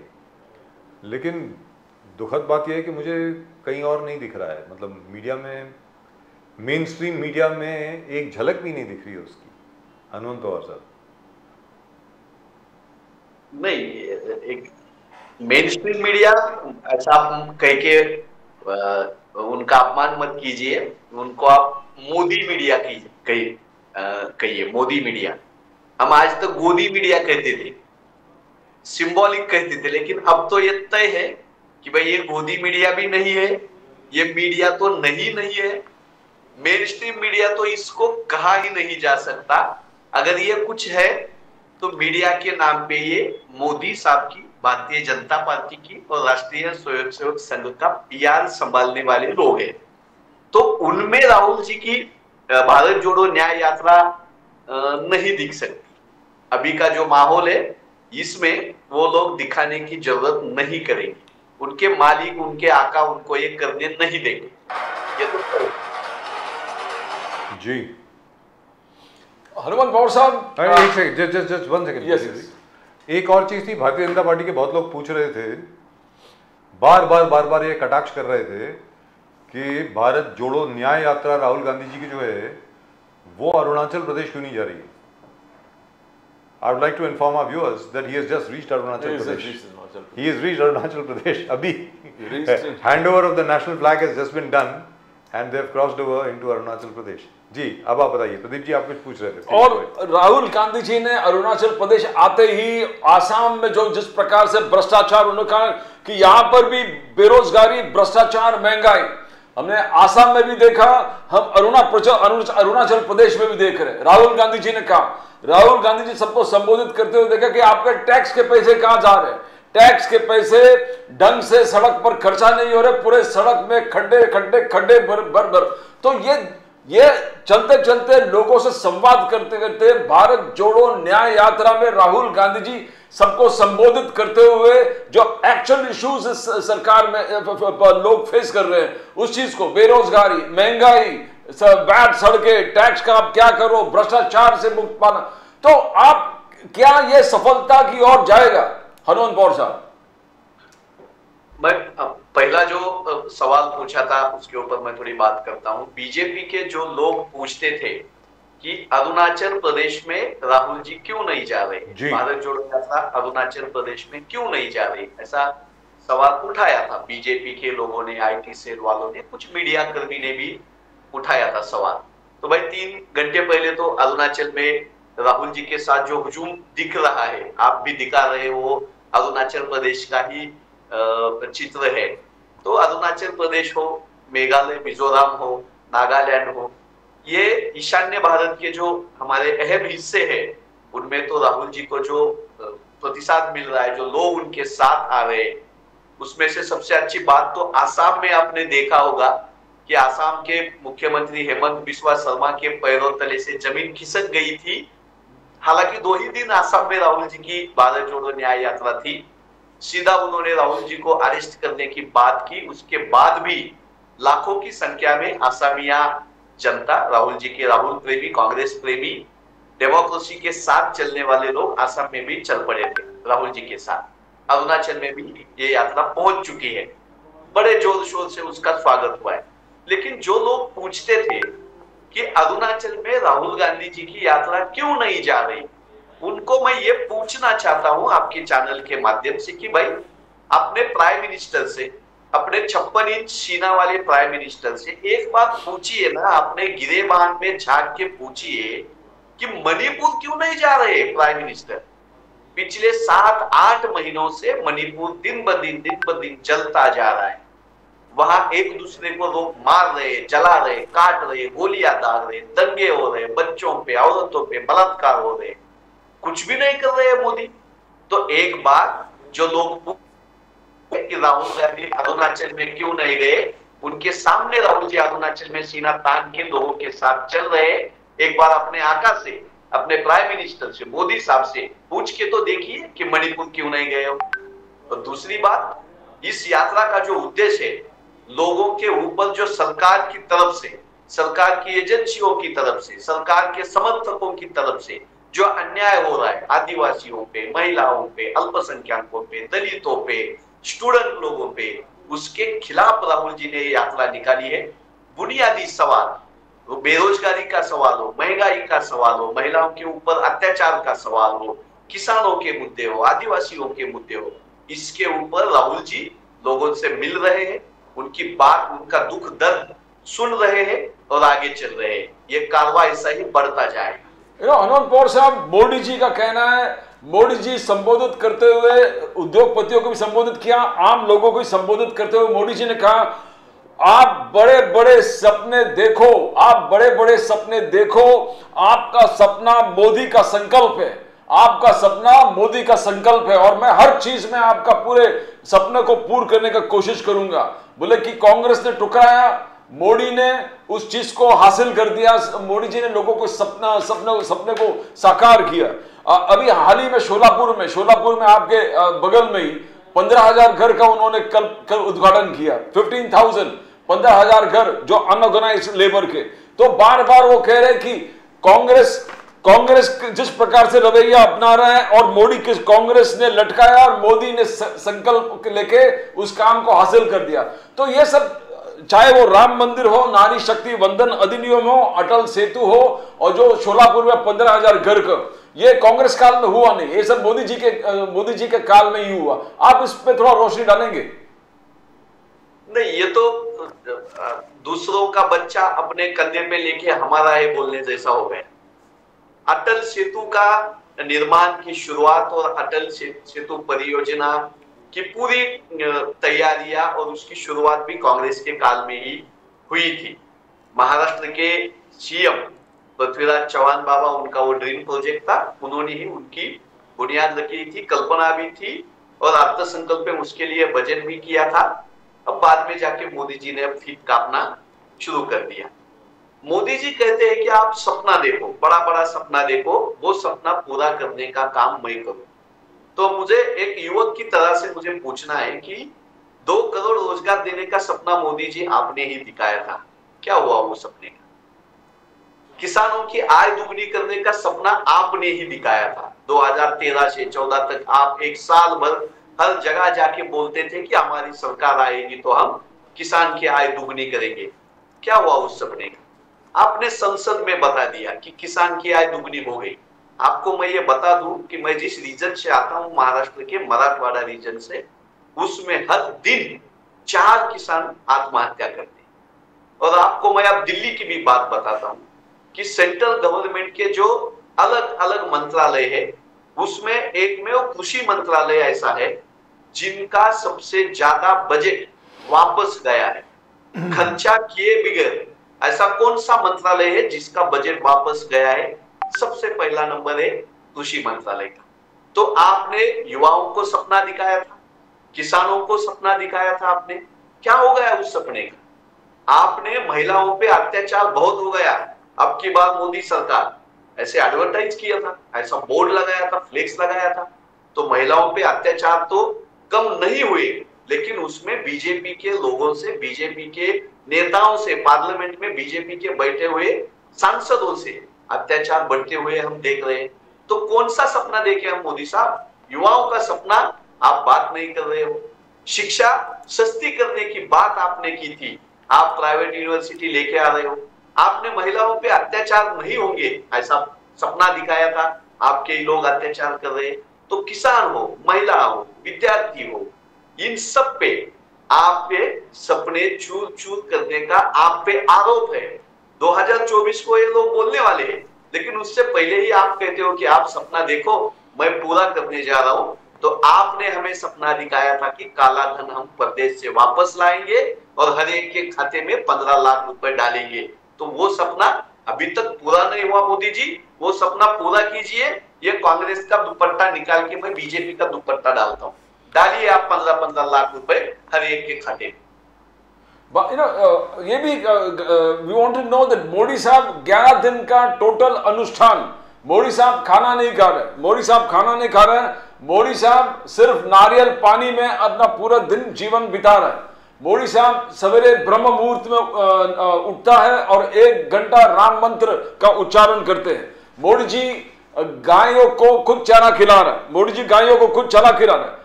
मोदी जी भगवान राम ने जहां जहां जिस क्षेत्र से गए थे मोदी जी, वो सब मंदिर में जाकर अयोध्या में 22 तारीख को राम लल्ला का स्वागत करने के लिए अपने आप को तैयार कर रहे हैं, अपने आप को तैयार कर रहे हैं और सब अनुष्ठान एकदम निष्ठा से पाल रहे हैं मोदी साहब। बट कांग्रेस का कहना है कि मोदी इज डिसऑनरिंग लॉर्ड राम, मोदी जी भगवान राम का बेइज्जती कर रहा है, डिसऑनरिंग कर रहा है। और आपने कहा कि Hindu are not patent of the BJP, यानी बीजेपी ये तय नहीं कर सकता कि हिंदू किस तरह बिलीव करना चाहिए, उनके बिलीफ वगैरह। तो ये, और फिर हमने देखा कि सोनिया जी, खड़गे जी और अधीर रंजन चौधरी भी डिक्लाइन किया इनवाइट। क्या ये सही मैसेज जा रहा है? You think a proper message is going on Hanumant Pawar साहब? नहीं, जब आस्था का विषय आता है, श्रद्धा का विषय आता है, धर्म का विषय आता है, तो मेरे जैसा हिंदू शंकराचार्य जी को प्रमाण मानता है। तो मैं हिंदू हूं, मेरे हिंदू धर्म के सबसे ऊपर शंकराचार्य साहब को हम देखते हैं। चारों शंकराचार्य ने इसके ऊपर बात रखी है, उनसे मैं सहमति प्रकट करता हूं, इतना ही मैं यह कह सकता हूं। अच्छा हनुमंत पवार साहब, चलिए ये तो बात हो गई अयोध्या की, ये तो बात हो गई मोदी जी की, राहुल गांधी जी की न्याय यात्रा चल रही है। अब मुझे ऐसा लगता है कि भले आप जितना मर्जी उसको नज़रअंदाज कर दें, कुछ भी कर दें, आखिर में सबको वो दिखानी ही पड़ेगी, भले वो चाहें या ना चाहें, आगे जो हो सो हो। लेकिन मैं महाराष्ट्र के बारे में आपसे पूछ रहा हूँ कि जरंगे पाटिल साहब जो हैं वो बहुत भारी संख्या में अपने जितने भी अनुयायी हैं, जितने भी फॉलोअर्स हैं, उनको लेकर के मुंबई पहुँच रहे हैं 26 जनवरी को। उन्होंने कहा कि 3 करोड़ लोग मेरे साथ होंगे, पता नहीं 3 करोड़ होंगे या नहीं होंगे, लेकिन बहुत ज़्यादा होंगे। तो ये सरकार क्या कर रही है? मुझे ज़रा मेरी समझ के बाहर है ये। इनको मालूम नहीं है क्या होने वाला है? हनुमंत पवार साहब, एकनाथ शिंदे साहब जो सरकार चला रहे हैं जी, उन्होंने पहले दिन से मराठा रिजर्वेशन के मुद्दे पे आंखों में धूल झोंकने का काम किया। पहली बार जरंगे पाटिल जहां अनशन पे बैठे थे, बिल्कुल निहत्थे बैठे थे, अहिंसक तरीके से, संवैधानिक तरीके से वो अपनी मांग रख रहे थे, वहां देवेंद्र फडणवीस साहब के अंडर जो पुलिस है,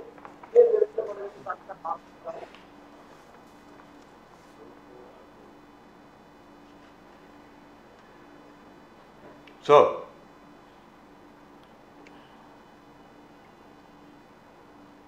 there was a phone call coming Yes. from Hanoat Pawar ji. But the fact is that Mr. Shinde should have been more careful. I mean, I'm not sure what's going on. Or are they working to a plan? It could be, but what sort of plan? I mean, What sort of plan that Marathas come in a united manner, they, as led by Jarange Patil ji. The OBCs come in a united manner, like how under Chhagan Bhujbal ji, and both their demands are satisfied. आपको आरक्षण दे रहे हैं, but आपका आरक्षण OBC के कोटा से नहीं जाएगा, और भुजबल साहब को बोलेंगे देखिए आपने आपका आंदोलन बहुत सही है, आपने कोटा दिया, आप OBC से कोटा लिया नहीं। Why would they need to have such a huge protest march to come up to Mumbai? I mean, this can be done right there. No, I think Modi ji के पुराना है कि मेहनत करना, मेहनत कीजिए आप थोड़ा. You need to show that you have really worked for it before I give you something. You know, a crowd gets a life of its own. Because just a small GR will not suffice at this time. They'll need to know what have you done. Has legislation been passed? Mr. Hanoat Pawar is back with us, I think. Hanoat Pawar साहब, इसका solution क्या है? ये तो बताएं. मतलब एकनाथ शिंदे साहब seems to have underestimated. मुझे ऐसा लग रहा है. सुनाई नहीं दे रहा. हनुमंत पवार साहब को सुनाई नहीं दे रहा है भाई. जरा देखिए प्लीज. पवार साहब आपको आवाज आ रही है? सतीश जी जरा देखें. हनुमंत पवार साहब से बात करें. Now,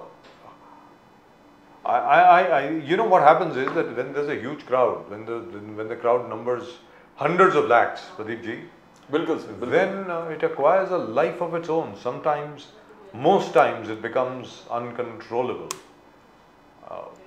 You know, with the best of intentions, you won't. But the way things are, I mean, the government is aware of it, and if they want the government to work in a big way, you need to. But if they jam Mumbai, साहब ऐसा है, अगर 26 जनवरी के आसपास ये लोग आजाद मैदान पहुंच गए और मुंबई शहर का घेराव कर दिया, तो बहुत तकलीफ हो जाएगी. तो सर उससे पहले जो भी रास्ते से आ रहे हैं, it's going to be packed because अगर they can't stop it. Pradeep ji, they can't stop it. अगर इन्होंने कोशिश की, अगर इन्होंने कोशिश की, अगर इन्होंने कोशिश की उनको रोकने की, तो दोबारा वही इंसिडेंट हो जाएगा जो लाठी चार्ज है, जो लाठी चार्ज वाला इंसिडेंट हुआ था वही हो जाएगा। But somehow I got a gut feeling that this seems to be working to a proper plan, and ji, I think Mr. Hanumant Pawar can probably hear us now. Yes, yes, yes. Hanumant Pawar ji, तो क्या ये क्या नूरा कुश्ती हो रही है कि असल में है कुछ यहाँ पे, ये जरा बताएं।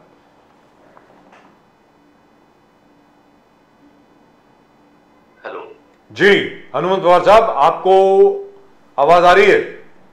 जी जी, तो मैं तो क्या एकनाथ शिंदे जी, देवेंद्र फडणवीस जी और झरंगे पाटिल साहब की बातचीत हो चुकी है और उनको कहा गया भैया मेहनत करिए, आप बहुत लोगों को लेकर के आइए और आप ही के सामने हम लोग जीआर पास कर देंगे, ऐसा कुछ है क्या?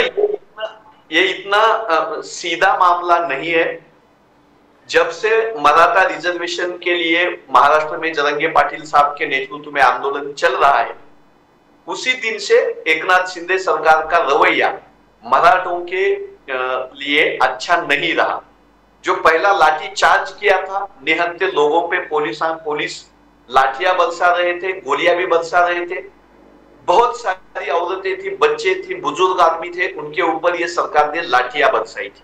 तब से शुरू हुआ ये आंदोलन, बढ़ता ही जा रहा है, बढ़ता ही जा रहा है। बीच में झरंगे पाटिल अनशन पे बैठे थे, तो सरकार की तरफ से कुछ दिन का समय मांग गया था जी।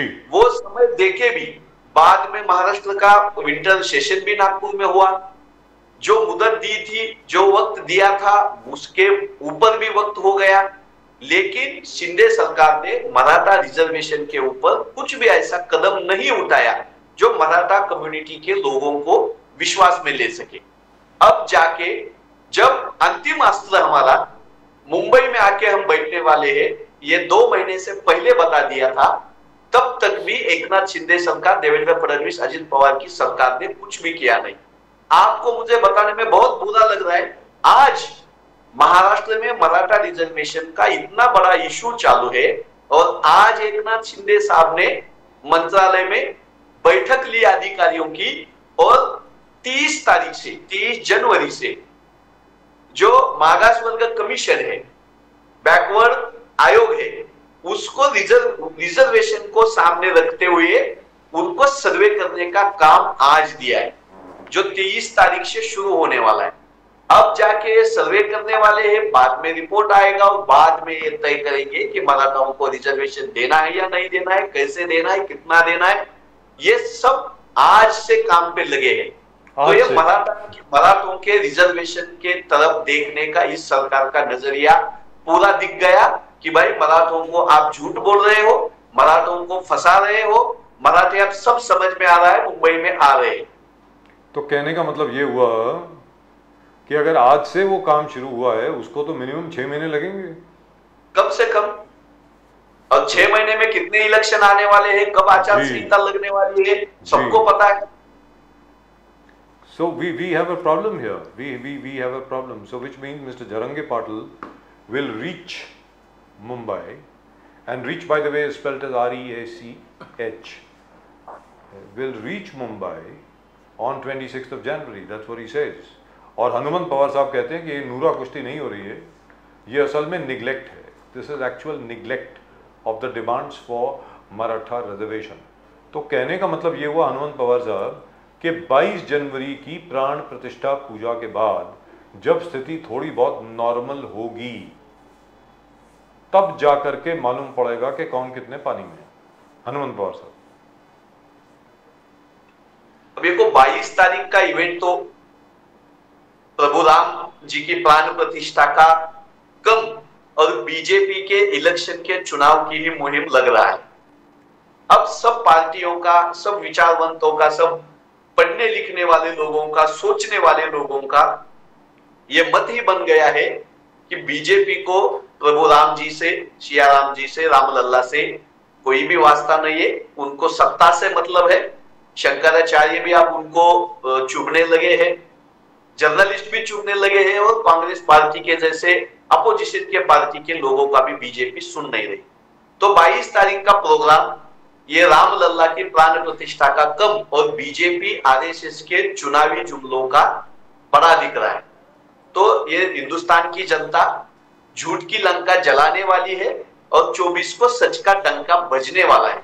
चाहे बीजेपी कुछ भी कर ले, लोगों के आंख में कितनी भी धूल फेंक कर दे, बुनियादी सवालों से, पेट के सवालों से, रोजगार के भूख के सवालों से कितना भी भागे बीजेपी, इस हिंदुस्तान के लोग अच्छी तरह से देख रहे हैं साहब। मगर बीजेपी का कहना है कि जब भी इलेक्शन डिक्लेयर होता है, इलेक्शन के आसपास राहुल गांधी जी भगवा ओढ़ लेते हैं, टीका लगाते हैं, जनेऊधारी अपना रूप निकाल के रूप धारण करके मंदिरों में जाना शुरू कर देता है। अगर तब राहुल गांधी जी जा सकते हैं तो आज राहुल गांधी जी प्राण प्रतिष्ठान में क्यों शामिल नहीं हो सकते? उनका कहना है कि इस चुनाव में राहुल गांधी जी भगवा धारण करते हैं, जनेऊधारी रूप ले लेते हैं, टीका लगाकर मंदिर, तो ये क्या है डिस्पैरिटी कि चुनाव आएंगे तो भगवा पहनेंगे? बीजेपी का कहना है चुनाव आएंगे तो बीजेपी का कहना मंदिर में आना जाना है, नहीं तो राम कृष्ण किसी को याद नहीं आता। बीजेपी श्रद्धा का, आस्था का गैर इस्तेमाल पॉलिटिक्स के लिए कर रही है, ये सबको दिख रहा है। अब बीजेपी राहुल जी पे क्या बात करती है, बीजेपी अपोजिशन पे क्या आरोप लगाती है, ये बात अलग। लेकिन आज की तारीख में भारतीय जनता पार्टी रामलल्ला को, हमारी श्रद्धा को, हमारी आस्था को, प्रभु राम सिया राम को चुनाव में इस्तेमाल कर रही है। इससे बुरी बात कोई भी नहीं हो सकती जी। लेकिन जहां तक के बीजेपी का प्रश्न है, भाई बीजेपी तो ये कहती है, एक तरफ तो ये कहते हैं कि भाई राजनीति का ऐसा कोई संबंध नहीं है, दूसरी तरफ योगी आदित्यनाथ जी ने पब्लिकली बोला है, इंटरव्यू में बोला है, ऑन रिकॉर्ड बोला है कि पिछले 60 वर्ष से कांग्रेस को किसने रोका था राम मंदिर वहां बनाने से? आप भी बना लेते और उसका राजनीतिकरण कर लेते, आप भी बना लेते, पॉलिटिकल इवेंट कर लेते, किसने रोका था आपको? हनुमंत। तो क्या आज बीजेपी बना रही है मंदिर? सबकी देखिए साहब, सबके जहन में तो यही है कि बीजेपी बना रही है, क्योंकि देखिए साहब, इन सब लोगों का चोली दामन का रिश्ता है। भले विश्व हिंदू परिषद हो, राम मंदिर न्यास हो, या बाकी हिंदू संगठन हो, या बीजेपी हो, सब एक दूसरे से जुड़े हुए हैं, या आरएसएस हो। हनुमंत पवार साहब, हम तो सुप्रीम कोर्ट के आदेश से मंदिर बन रहा है और राम जन्मभूमि ट्रस्ट बना रही है, इस पे विश्वास रखते हैं जी। लेकिन आप फिर भी नहीं जा रहे हैं वहां पे, आपको तो जाना चाहिए, मुझे ऐसा लगता है कि जाना चाहिए। हनुमंत पवार साहब, राहुल गांधी जी को जाना चाहिए रामलला के दर्शन करने के लिए, और मुझे ऐसा लगता है कि अरुणाचल प्रदेश से सीधा उनको जाना चाहिए इस वक्त अयोध्या, और वहां जाकर के अपने 20-25 जितने भी जो खास लोग हैं उनके साथ जाकर के एक बार रामलला के दर्शन कर लें, फिर उसके बाद दोबारा अपनी न्याय यात्रा शुरू करें। आपको लगता नहीं ऐसा होना चाहिए? आपका जो मत है उसका मैं जरूर आदर करूंगा, राहुल जी भी आदर करेंगे, लेकिन इस हिंदुस्तान के कण कण में, इस हिंदुस्तान की मिट्टी में, जल में, यहाँ के हर एक लोगों में राम बसते हैं, ये हमारी आस्था है, राहुल जी की आस्था है, कांग्रेस वालों की आस्था है। मन से रावण जो निकाले राम उसके मन में है, तो जिन लोगों ने मन से रावण निकाला है उन लोगों से सिया राम जी का दर्शन हम लोगों में देखते हैं। हमारी संस्कृति में जीते जागते इंसानों में राम देखने का और राम राज्य हमें लाने का है, जो गांधी जी ने बताया था। सत्य पे चलने वाला राम राज्य ले लाने के लिए राहुल जी राम के ही साथ है, राहुल जी सिया राम के ही साथ है। ऐसा बिल्कुल नहीं कहा जा सकता कि राहुल जी यहाँ गए वहां गए तो राम जी के साथ नहीं है। राम राज्य लाने के लिए जो लोगों ने मन से रावण निकाल चुके हैं, उनकी सेवा में राहुल जी भारत जोड़ो न्याय यात्रा में लगे।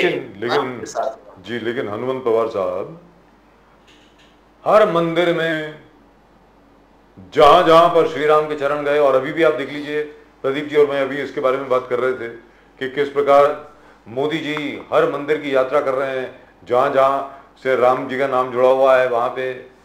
अभी कहाँ गए साहब? रामेश्वरम गए, पूरे आंध्र प्रदेश, तमिलनाडु, हर जगह पे, केरल भी गए, वहां हर जगह पर गए। तो भले ही आप कहें कि भाई धर्म का राजनीतिकरण नहीं होना चाहिए, ये सब नहीं होना चाहिए, लेकिन हो चुका है।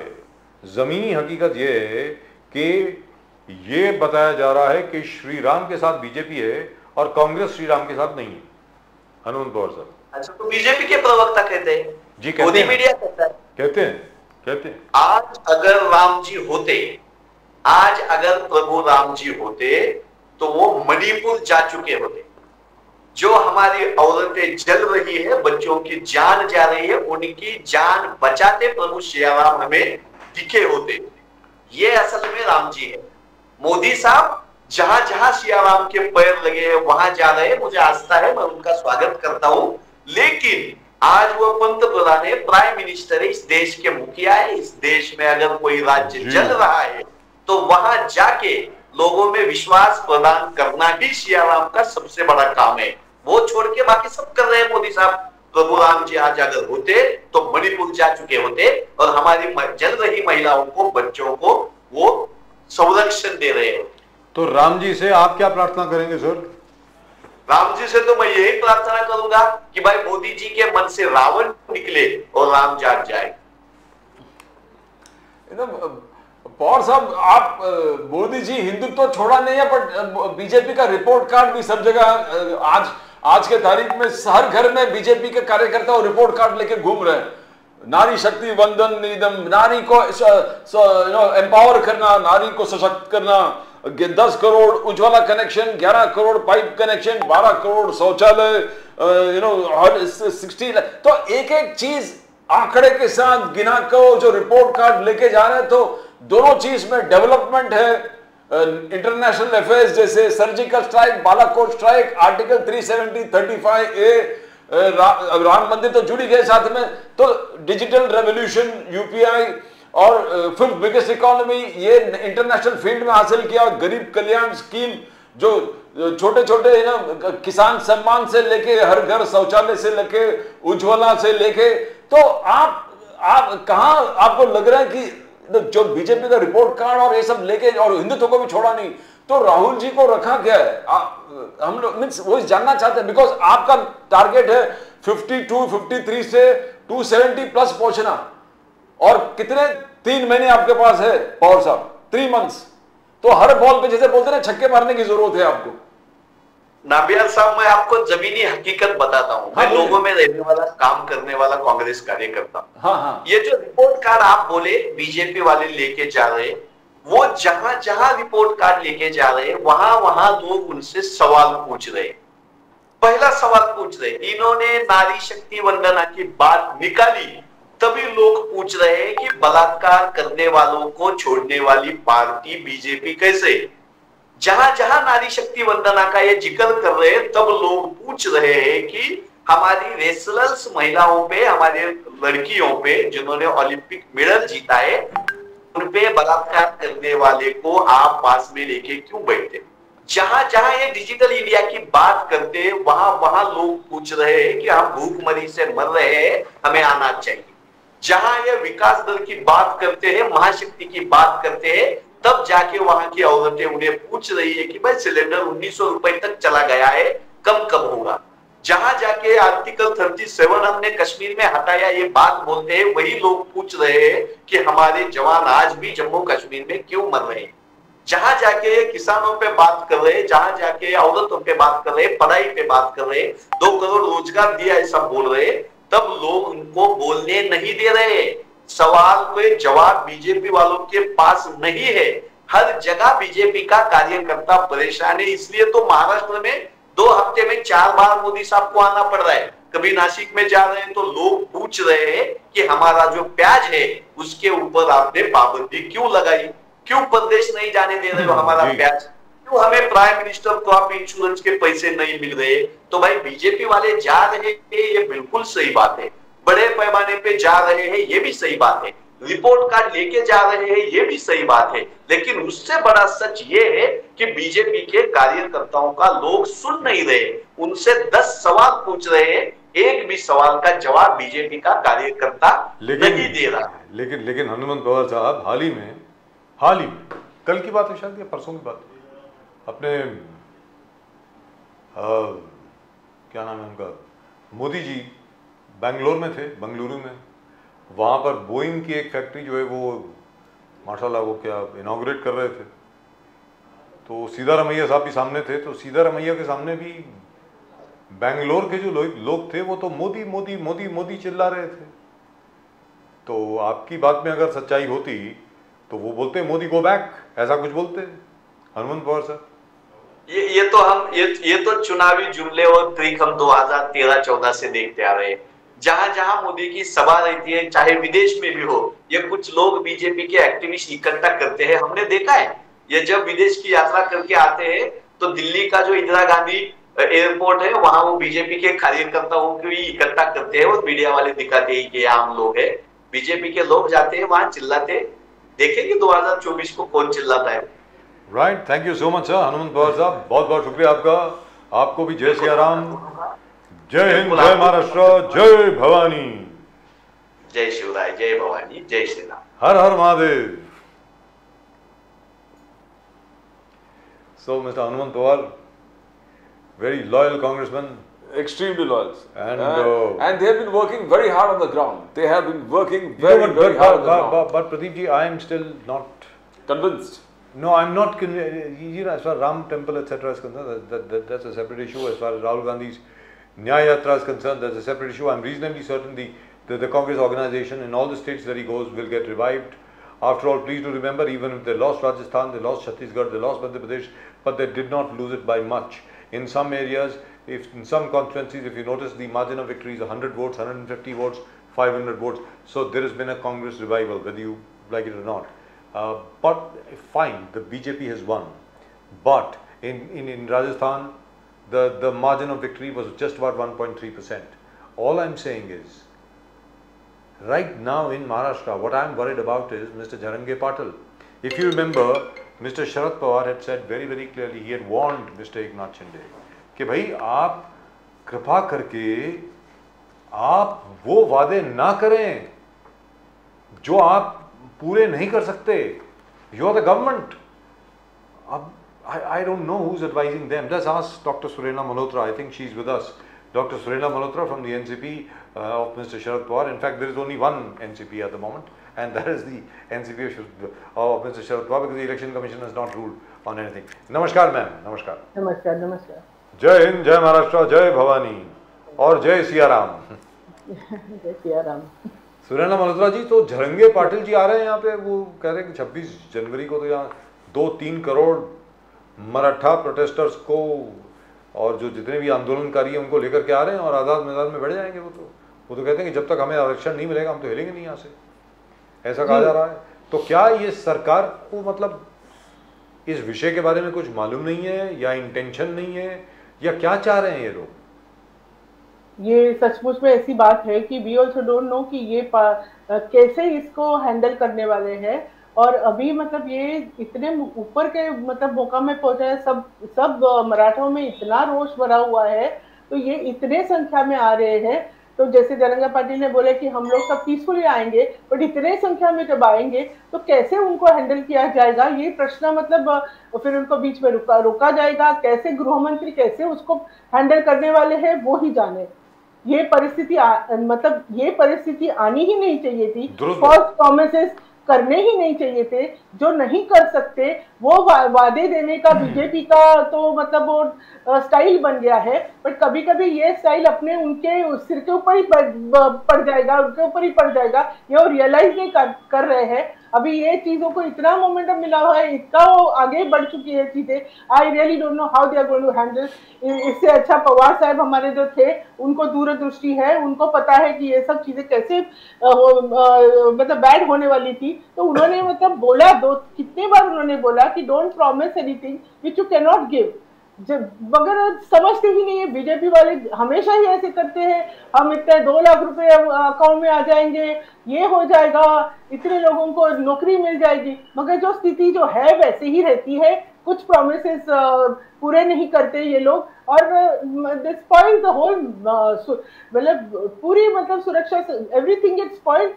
और एक जगह एक साइड पे ऐसे है कि छगन भुजबल जी भी मतलब बोल रहे हैं, अभी कुछ बात निकली कि 200 गन्स अंदर आए थे. ये सब बातें मतलब ज्यादा तनाव पैदा कर रहा है. But the Shinde government seems to be very confused. I mean, they are not even taking it seriously. जो अभी तक हमारे सामने बात आई है, कोई somebody should have talked to this gentleman, Mr. Dharange Patil by now. They should have said कि भाई ये difficulty है, ये देखो हम लोगों ने अभी तक ये किया है. This is what we are doing, step by step we are moving forward. Somebody should have been in constant touch with him. What is going on? They seem that they have disregarded the whole problem. Initially जाके बातें होती थी, इतने बड़े भाषण दिए जाते थे, अभी तो कुछ दिख ही नहीं रहा है कि कुछ प्रयत्न किया जा रहा है, कुछ भी प्रयत्न किया नहीं जा रहा है to diffuse the matter. There is no conversation at all. There is only one way, one side. Chhagan Bhujbal जी कुछ बोल रहे, ये यहाँ पे बोल रहे हैं, और मतलब तालमेल कुछ है ही नहीं. But don't you think Mr. Shinde should have listened to Mr. Sharad Pawar? When Mr. Pawar told him, listen, don't make promises you can't keep, and this is a promise you can't keep, because this is an issue of the center.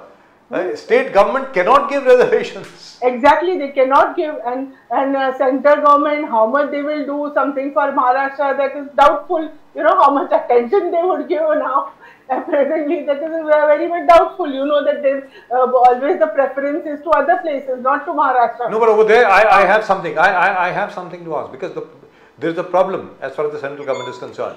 Now, we've been thinking about why is it that a special session of parliament, when the special session of parliament was called for the women's reservation bill, everybody expected at that time that the Maratha reservation bill would also go through.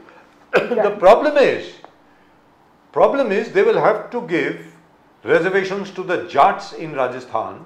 They will have to give reservations to at least 3 other castes in Madhya Pradesh and 15 other castes in Uttar Pradesh. Yes. Because that's why their hands are tied. They can't do it. After that, you are opening the floodgates for reservations everywhere. So, which means that the Jat agitation in Rajasthan will resurrect itself again. If you give Maratha reservation here, bam. True. It is a thing which needs to be really sat down and think about. They have to think about the whole thing. A special session is 100% required for that. Supriya Sule Taiji was always saying that why not have a special session and try to solve this matter. Here also there is Dhangar community, minority, everybody is there. So everybody will want their rights. So this has to be really thought about, taken everybody's advice and done properly. So they are just in the habit of just putting in something in the air, promising something, big things and all. Initially they didn't realize that this will be so difficult. Initially they thought that they will just talk sweet and the whole thing will subside. They didn't know that Dharange Patil and Maratha, they are going to just be at it. And the whole thing is going to be, magnified to such an extent. I don't know what's going to happen in Mumbai. Pradeep ji, please. Dr. Malhotra, Supriya Sule ji was the first. When she talked about Devendra Fadnavis that you have not been dealing with any of them in a proper manner. You always betrayed the aspirations of Marathas, Dangars, various communities. So, and including the Muslims, Muslim reservation. Supriya Sule ji also talked about the Lingayats and Muslim population. Lingayats and Muslim population. Yes, and immediately after that, Devendra Fadnavis lashed out. He said, now Sharad Pawar Sahib is talking about giving them reservations, but over the years, if we see 27 years, Pawar Sahib was never in favor of the Maratha reservations. He was always anti-Marathas. That was a very strong statement that Devendra Fadnavis ji said. Very strong statement that Sharad Pawar ji is always anti-Maratha. And the other thing is, Shinde ji in a mammoth, huge rally had taken the promise of Chhatrapati Shivaji Maharaj. He said, read me that I am going to give the Marathas justice. That's what he said. Now, do you think this rally coming together seems to be a government plan of getting things done the Maratha way? See, that we don't think that there is going to be a lashing out. There is going to be protests and all that. So the whole rally coming in, let us see how they are going to handle the whole thing. And about Pawar Sahib has never been against Maratha Arakshan. He's always been for the Arakshan, and whatever, I mean, in fact, whatever the initial steps he had taken, then at that time, I think the legal system had intervened, and then they had changed some Arakshan which didn't hold. So he had always been supporting the Arakshan. This is always the case. They just lash out and they take Pawar Sahib's name. लेकिन सुनैना मल्होत्रा जी, जो प्रदीप जी ने अभी आपसे पूछा, उस पे जरा ध्यान दें. कहीं ये नूरा कुश्ती तो नहीं चल रही है? I mean, I hope this is not a fixed match. कि वो जरंगे पाटिल साहब इतने करोड़ मराठा को यहाँ पर लेकर के आए और उनके सामने आकर के शिंदे साहब जो हैं अनाउंस कर दें कि देखिए हमने गवर्नमेंट रेजोल्यूशन, गवर्नमेंट नोटिफिकेशन हमने इशू कर दिया है, हमने दे दिया आरक्षण. कहीं ऐसा तो नहीं है? मतलब I find it quite entirely believable. कुछ भी हो सकता है. कुछ भी हो सकता है. Because जब से छगन भुजबल साहब ने ओबीसी रैली किया, आप देखेंगे उनके जितने कोर्ट केसेस है, all court cases have been quashed actually. वो कोर्ट ने उनको बरी कर दिया है बहुत सारे मैटर्स में. और क्लीन चिट इन मेनी और जो सबसे इम्पोर्टेंट फाइल है वो खो गई है. हाँ, this is what happened. जैसे बोलते हैं ना कि ये धुलाई मशीन है, यहाँ पे जो भी होता है वो कलर सफेद बाहर आ जाता है. लेकिन तो क्या ऐसा हो सकता है मैम, अगर स्पेकुलेट करें, अगर यू स्पेकुलेट करें तो कुछ भी हो सकता है actually. You know, in nowadays like something happened in the politics, we say before, हाँ ऐसे होने वाला है, we feel it's just a film story, you know, we see कि हाँ ऐसे कैसे होगा. But nowadays in politics so many things are happening. It is like a fiction, you know, film fiction story. So anything can happen. You never know. No, because I am surprised that nobody has spoken. नहीं Pradeep ji. Yes. What I am surprised about is nobody has spoken to Jarange Patil till now. He's already started moving towards Mumbai. अभी तक तो हर रोज कोई ना कोई बच्चू गढ़ जा रहे थे, कोई जा रहे थे. जी. There is total silence. You know, nobody is, as you very correctly said, this is a question to, this is a thing to be thought about. Why is nobody talking to him? Why nobody? What is the silence? जी. And the committee members, जो reservation committee है जो इसके ऊपर decide करेगी, वो जज साहब, जो नई कमेटी, माफ कीजिएगा, जो जज साहब हैं, जज क्या नाम है उनका, जज शिंदे साहब जो है, वो खुद गए थे जरंगे पाटिल से मिलने के लिए. तो अभी क्यों नहीं गए उनसे मिलने के लिए? यही देखने वाली चीज है. आपने बहुत सही कहा कि there is some silence, you know, a big silence in the whole thing. You never know politics में क्या होता है. Politics is politics. But I hope the situation does not get out of hand. Get out of hand. Because with so many people, and when he says 3 crores, there might actually be 1 crore. One never knows. But if it lakhs, even if there are 10 lakhs, 1 million, 1 lakh also, sir, how are you going to handle it? It's a huge thing. Yeah. But I mean, we don't know who will play mischief in that whole crowd. Yes. And who will be blamed. Yeah. What happened? जिसके जितने घर जलाए गए वगैरह, actually कौन, किसने किया, क्या किया, एक दूसरे के ऊपर ब्लेम डालते रहे हैं कि बाबा आपने इतने सारे पिस्तौल वगैरह अंदर कौन लाए, दोस्तों कौन, who was the actual risk, ये सब आगे पीछे मतलब एक दूसरे को ये कर. I believe Maratha, they are a peaceful, I mean, they've always been quite peaceful, and I hope so. जो भी होगा, बाकी लोगों को उसकी परेशानी नहीं होनी चाहिए. मुंबई के जो लोग हैं, मुंबई के, ma'am, the whole of South Mumbai will come to a halt. पूरी साउथ मुंबई जैम हो जाएगी और उसके बाद पूरा मुंबई शहर जैम हो जाएगा. अगर असल में 10 लाख, 5 लाख, 6 लाख, मैं कहता हूँ जैसे प्रदीप जी ने कहा 1-1.5 लाख लोग भी आ गए तो भी हालत खराब होने वाली है. यहाँ तो ये बोल रहे हैं 3 करोड़ लोग आएंगे. 3 करोड़ लोग अगर आएंगे, so the entry and exit of Mumbai will be blocked. We don't know. We'll have to see now whether they try to stop the people, whether the police tries to, गृह मंत्री क्या करेंगे, क्या. It's a very difficult situation. और ये यहाँ ये level तक आनी ही नहीं चाहिए थी बात. जो भी होगा उसका सेंटर ने इंटरफेयर करके और सब लोग साथ में बैठ के कुछ तो हल निकालना ही था. ये मतलब जैसे महाराष्ट्र पे छोड़ा है, Maharashtra government is not able to take do anything. They won't be able to do anything. So this is the way. Other thing is Shrikant Shinde, not Shrikant Shinde, our CM Shinde साहब went to Davos and Supriya Sule ji criticized. बोले कि इतना बड़ा delegation, 70 लोगों का delegation आप लेके गए, इतना 30-35 करोड़ आप खर्चा करने वाले हो. सुप्रिया सुले जी said ये आप Davos आप, and in fact she also criticized that we had the Shiv Uddhav Sena, Uddhav Bala Saheb Thackeray Sena Aditya Thackeray Singh, जरा पहले वहां जाए, गुजरात में जाइए और जहां हमारे पूरे बिजनेस वहां चला गया है उस बिजनेस को पहले वापस लाइए।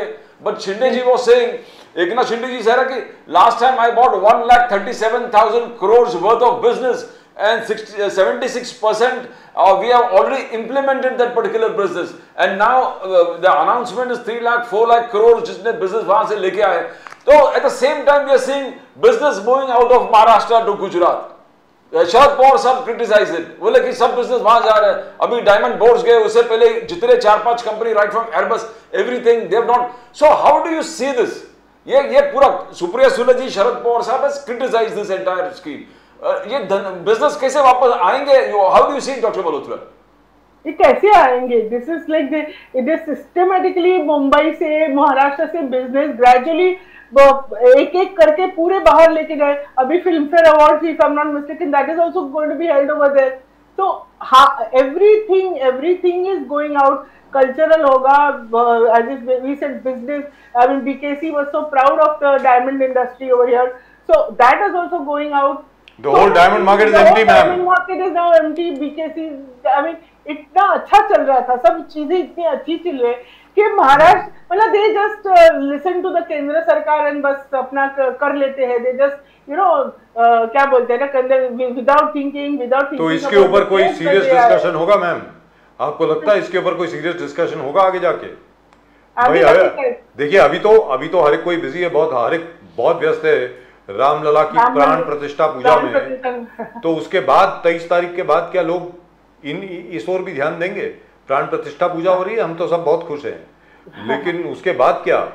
Seriously, I mean, where is Maharashtra going? It's a very difficult situation. और ये पूरा, as you very correctly said, पूरा ध्यान अभी रामलला की प्राण प्रतिष्ठा में हो रही है। ये अच्छी बात है कि बाबा मतलब वी ऑल्सो राम भक्त, हम लोग भी राम भक्त हैं, हम लोग भी भगवान को मानते हैं, सब अच्छा है। बट ये इतनी जल्दी में करने की, जो अभी अभी उनके मंदिर की पूरी मतलब भड़न भी हुई नहीं है। The whole construction is not over, and then what was the hurry about doing this just before the elections, just to get the Hindu votes? Do you think they will get the Hindu vote? Do you think they will get the Hindu vote? No, see, people are also, people जो है, जो अभी व्यस्त मतलब त्रस्त है अपने basic जो चीजें हैं, they are all worried about their own financial status, their living conditions. What about the बेरोजगारी? उनके घर में जो बच्चे बैठे हुए हैं वो एजुकेटेड है बट उनको कुछ जॉब नहीं मिल रही है। तो ये सब चीजें ज्यादा मायने रखते हैं। ठीक है, रामलला तो सब लोग प्रे करेंगे। डॉक्टर मल्होत्रा 11 दिन का अनुष्ठान, प्राइम मिनिस्टर मोदी 11 दिन उपवास व्रत रखना, पूरे दिन में सिर्फ कोकोनट वाटर पी रहे हैं। He is not sleeping on the bed, he is sleeping on the ground. The Prime Minister ब्रह्म मुहूर्त एकदम सवेरे उठ के 1 घंटा जो राम प्रार्थना है, राम भजन, उस चीज का वो पाठ करते हैं। तो गाय को बाहर जाके गाय को चारा खिला रहा है। और जितने प्रभु राम ने जहां मंदिर गए, वो पूरे मंदिर में जहां जाकर last few days right from Tamil Nadu, Karnataka, Andhra Pradesh, Kerala, everywhere, every temple he has visited. और प्रभु राम का स्वागत के लिए तैयारी, विश्व हिंदू परिषद से अखंड ब्रह्मांड, पृथ्वी, स्वर्ग सब ये वक्त के लिए बेताबी से इंतजार कर रहा है। But Pawar sahab said I will not go. Sharad Pawar sahab लिखित चंपत राय जी को लेटर लिखा, मैं 22 तारीख को नहीं आ पाऊंगा। Now, how do you see that? You think Pawar Sahib is missing such a big event? No, it is not the question of that. Pawar Sahib has made it very clear that Pawar Sahib believes in Ramlala. In fact, मुझे ये बात बतानी थी कि रामायण का पवार साहब के during Covid में आपने देखा होगा, पवार साहब का एक फोटो आया था कि पवार साहब घर में बैठे हुए हैं और रामायण का गीत रामायण सुधीर फड़के उनका सुन रहे हैं, तो इतने तल्लीन होके वो सुन रहे थे। ये बात मतलब अभी निकाली नहीं किसी ने, मगर मैंने उसको नोट किया था क्योंकि I also listen to गीत Ramayan and all during my childhood and always, so that all that has given us inspiration, throughout. So we all believe in Prabhu Ram ji positivity. And जैसा हमारे महाराष्ट्र में गीत रामायण कितना फेमस है, तो हम लोग सब सुने हुए हैं उस चीज को। रामनवमी भी हम लोग ने हमेशा सेलिब्रेट की हुई है, going to the local temples and all, तो ये सब तो हम हमेशा ही करते आए। तो व्हाई इज आदरणीय PM Modi ji making this as an event? अभी क्यों सब ये सब चीजें कर रहे हैं? जो ये सब चीजें जो करना होगा, उनको पूजा करनी होगी, तो वो तो थ्रू आउट करनी चाहिए। Why now? Why is this being constructed as an event? It is like a total event कि वो बाहर जा रहे हैं, इधर जा रहे हैं, उधर जा रहे हैं, ये कर रहे हैं, पूजा कर रहे हैं, सभी लोग अपने अपने हिसाब से पूजा करते हैं। तो why this is like a typical film और whatever event, it's a big event which they is doing. Dr. Malhotra, the BJP accuses you. They said you could have done it the past 60 years. You were ruling this country and the state. You never did it because you never had जो प्यार Lord Ram की तरफ, भगवान राम की तरफ आपका निष्ठा बड़ा कम था। आप भी कर सकते थे, आप भी इसको पॉलिटिसाइज कर सकते थे।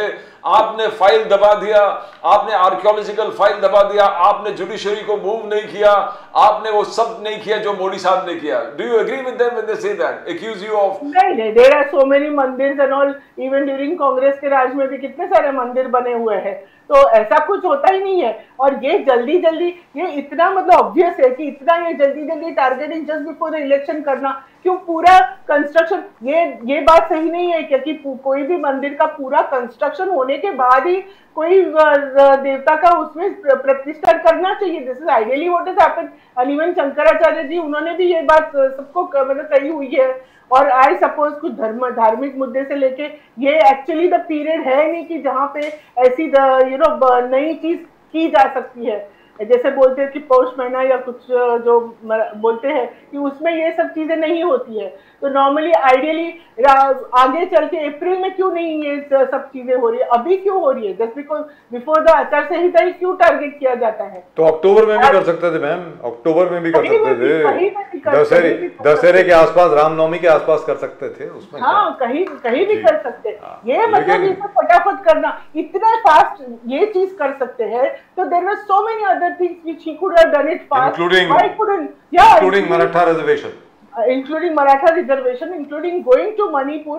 इधर इतने सारे जगह पे अभी पीएम मोदी जी गए, मणिपुर में नहीं जा सकते थे? हाँ, जहाँ लोगों को रियली रिक्वायर्ड है, लोग चाहते हैं कि जो person who is looking after our country, that he should come there, solve our issues. Because these things are not important. तो 9 महीने से Manipur has been unstable ma'am. Yes. और राहुल गांधी जी वहां पे 2 या 3 बार जा चुके हैं। आज इस बार भी उन्होंने अपनी भारत न्याय यात्रा जो है वो भी मणिपुर से ही शुरू की। Yes. So what does that show? That shows that they have the concern for the people. जी। इतना नहीं कर पाते हैं। लेकिन BJP is very confident ma'am, BJP तो बहुत कॉन्फिडेंट है कि इस बार 400 पार। देखते हैं, people are also looking, लोगों को भी समझ आती है ये सब चीजें। और कह रहे हैं कि राजीव गांधी जी का जो रिकॉर्ड था 419 सीट का 1984 में, इस बार मोदी जी उसको भी तोड़ेंगे। देखते हैं, विल सी ऑल दिस कि कितने जन ये इवेंट को क्या मानते हैं। और सब लोग तो ट्रस्ट है, सब लोग तो ट्रस्ट है। आज और हमारी पार्टी ने, पवार साहब ने बोला है कि पवार साहब भी जाएंगे उधर, बट डेफिनेटली, बट कंस्ट्रक्शन पूरा होने के बाद जाएंगे। That will be after 2025, 2025 के आसपास होगी पूरी। Dr. Malhotra, from 53, the Congress from 53, you and the allies have to reach 270. Now that's quite some challenge. Now you have got only 3 months officially, and if Prime Minister Modi pulls the election before, immediately after Pran Pratishthan, if he announces it, you don't have time at all. The challenge is 53 से 270 ले जाना। Dr. Malhotra, you have to make every day a glorious day where battle is concerned. Yes. Are we prepared? Yes, we are trying our level best, and कितने लोग अभी जुड़ रहे हैं, काफी बाहर के जो लोग हैं, नॉन पॉलिटिकल लोग भी सब जुड़ रहे हैं, साथ में आ रहे हैं। वो लोग they are all so unhappy, बोले कि खाली promises and nothing has been done. This is all only events and big advertisements. They are not really happy. So many people now are trying to come and say, no, please, ये government को अभी हटाना है, आप कुछ करिए. This is what they are like telling us, लेकिन so we will be trying our level best. But the indication from Rajasthan, Madhya Pradesh and Chhattisgarh is कि हिंदी बेल्ट में तो अभी भी भारतीय जनता पार्टी का ही बोलबाला है और सबसे ज्यादा सीटें लोकसभा में हिंदी बेल्ट से हैं। तो जब तक इंडिया अलायंस बीजेपी को वहां नहीं हराती, इंडिया अलायंस का जीतना नामुमकिन है, क्योंकि साउथ में तो आप लोग जीत जाएंगे, लेकिन नॉर्थ में कैसे करेंगे? देखिए अभी उधर इस टाइम मार्जिन भी बहुत, दोनों में फर्क बहुत कम हुआ था जी, हुआ जो हारे हुए हैं कि वेरी काफी मतलब, so then we believe that the trend continues further and then we cross over. Right, and anyway, this is all speculation. We will see how it goes. But thank you very much for joining us, Dr. Surena Malhotra. So nice of you. And I hope, as you said, as Pradeep ji also said, I hope there is peace in Mumbai. I hope the Marathas per se are very, very peaceful. But they are peaceful, yes. But if there are 10 lakh Marathas here or 1 crore, how do you control the crowd? Because the crowd gets a life of its own. Yes. You don't know what's going to happen. And this other thing is, Sharad Pawar साहब जिस प्रकार से काम कर रहे हैं, it's amazing. It's unbelievable that at this age, Pawar साहब सवेरे टीवी ऑन चालू करो, पवार साहब इधर है, शोलापुर में, पवार साहब उधर है. That amazing strength and the amazing courage. Oh my God, that's actually a motivation for the entire your alliance, India alliance. Yes. Yeah, true. That's absolutely true. He's amazing. I mean, it's like we are with him because of that energy, that magnetism, you know. And fantastic. He's so calm and cool. Really, I mean, so many things have happened, but he's always smiling and he's calm and cool. That's a great thing to learn from him. And every India alliance actually should take this as an example. Yes. If we want to reach 270, we have to work like Sharad Pawar ji. True. Absolutely. Amazingly. Thank you very much, Dr. Surena Malhotra. Great pleasure talking to you. और आपको भी, आपने भी कहा आप श्री राम को मानती हैं, श्री राम की भक्ति करती हैं, तो इसलिए आपको भी जय Siya Ram. Thank you very much. जय हिंद, जय महाराष्ट्र, जय भवानी. हर हर Mahadev. Thank you. Right, Pradeep ji, I hope nothing happens. I hope nothing untoward happens in Mumbai. Whenever Mr. Jarange Patil gets over here with his 3 crore Marathas, or maybe they will talk to him before that, after the Pran Pratishtha Puja is over in Ayodhya. I hope Mr. Shinde meets him immediately after that, on the 23rd itself, and spares Mumbai the trouble of all this. फिलहाल प्रदीप जी और मेरी तरफ से आप सब लोगों को नमस्कार. मैं उम्मीद करता हूं कि सब लोग प्राण प्रतिष्ठा पूजा का जो सीधा प्रसारण होने वाला है, आप सब लोग उसको देखेंगे. सब लोग राम भजन गाएंगे, अपने घर में भी राम जी के नाम का दिया जलाएंगे, जैसा कि हर साल जलाते हैं. अब उस दिन भी जलाइए और हो सके तो हर रोज जलाइए, और हनुमान चालीसा पढ़िए.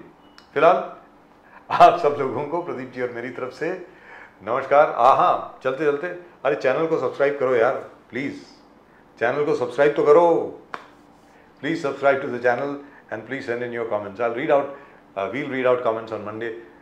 फिलहाल आप सब लोगों को एक बार फिर जय सिया राम, हर हर महादेव, जय हिंद, जय महाराष्ट्र, जय भवानी, जय शिवाजी, वंदे मातरम. वंदे मातरम.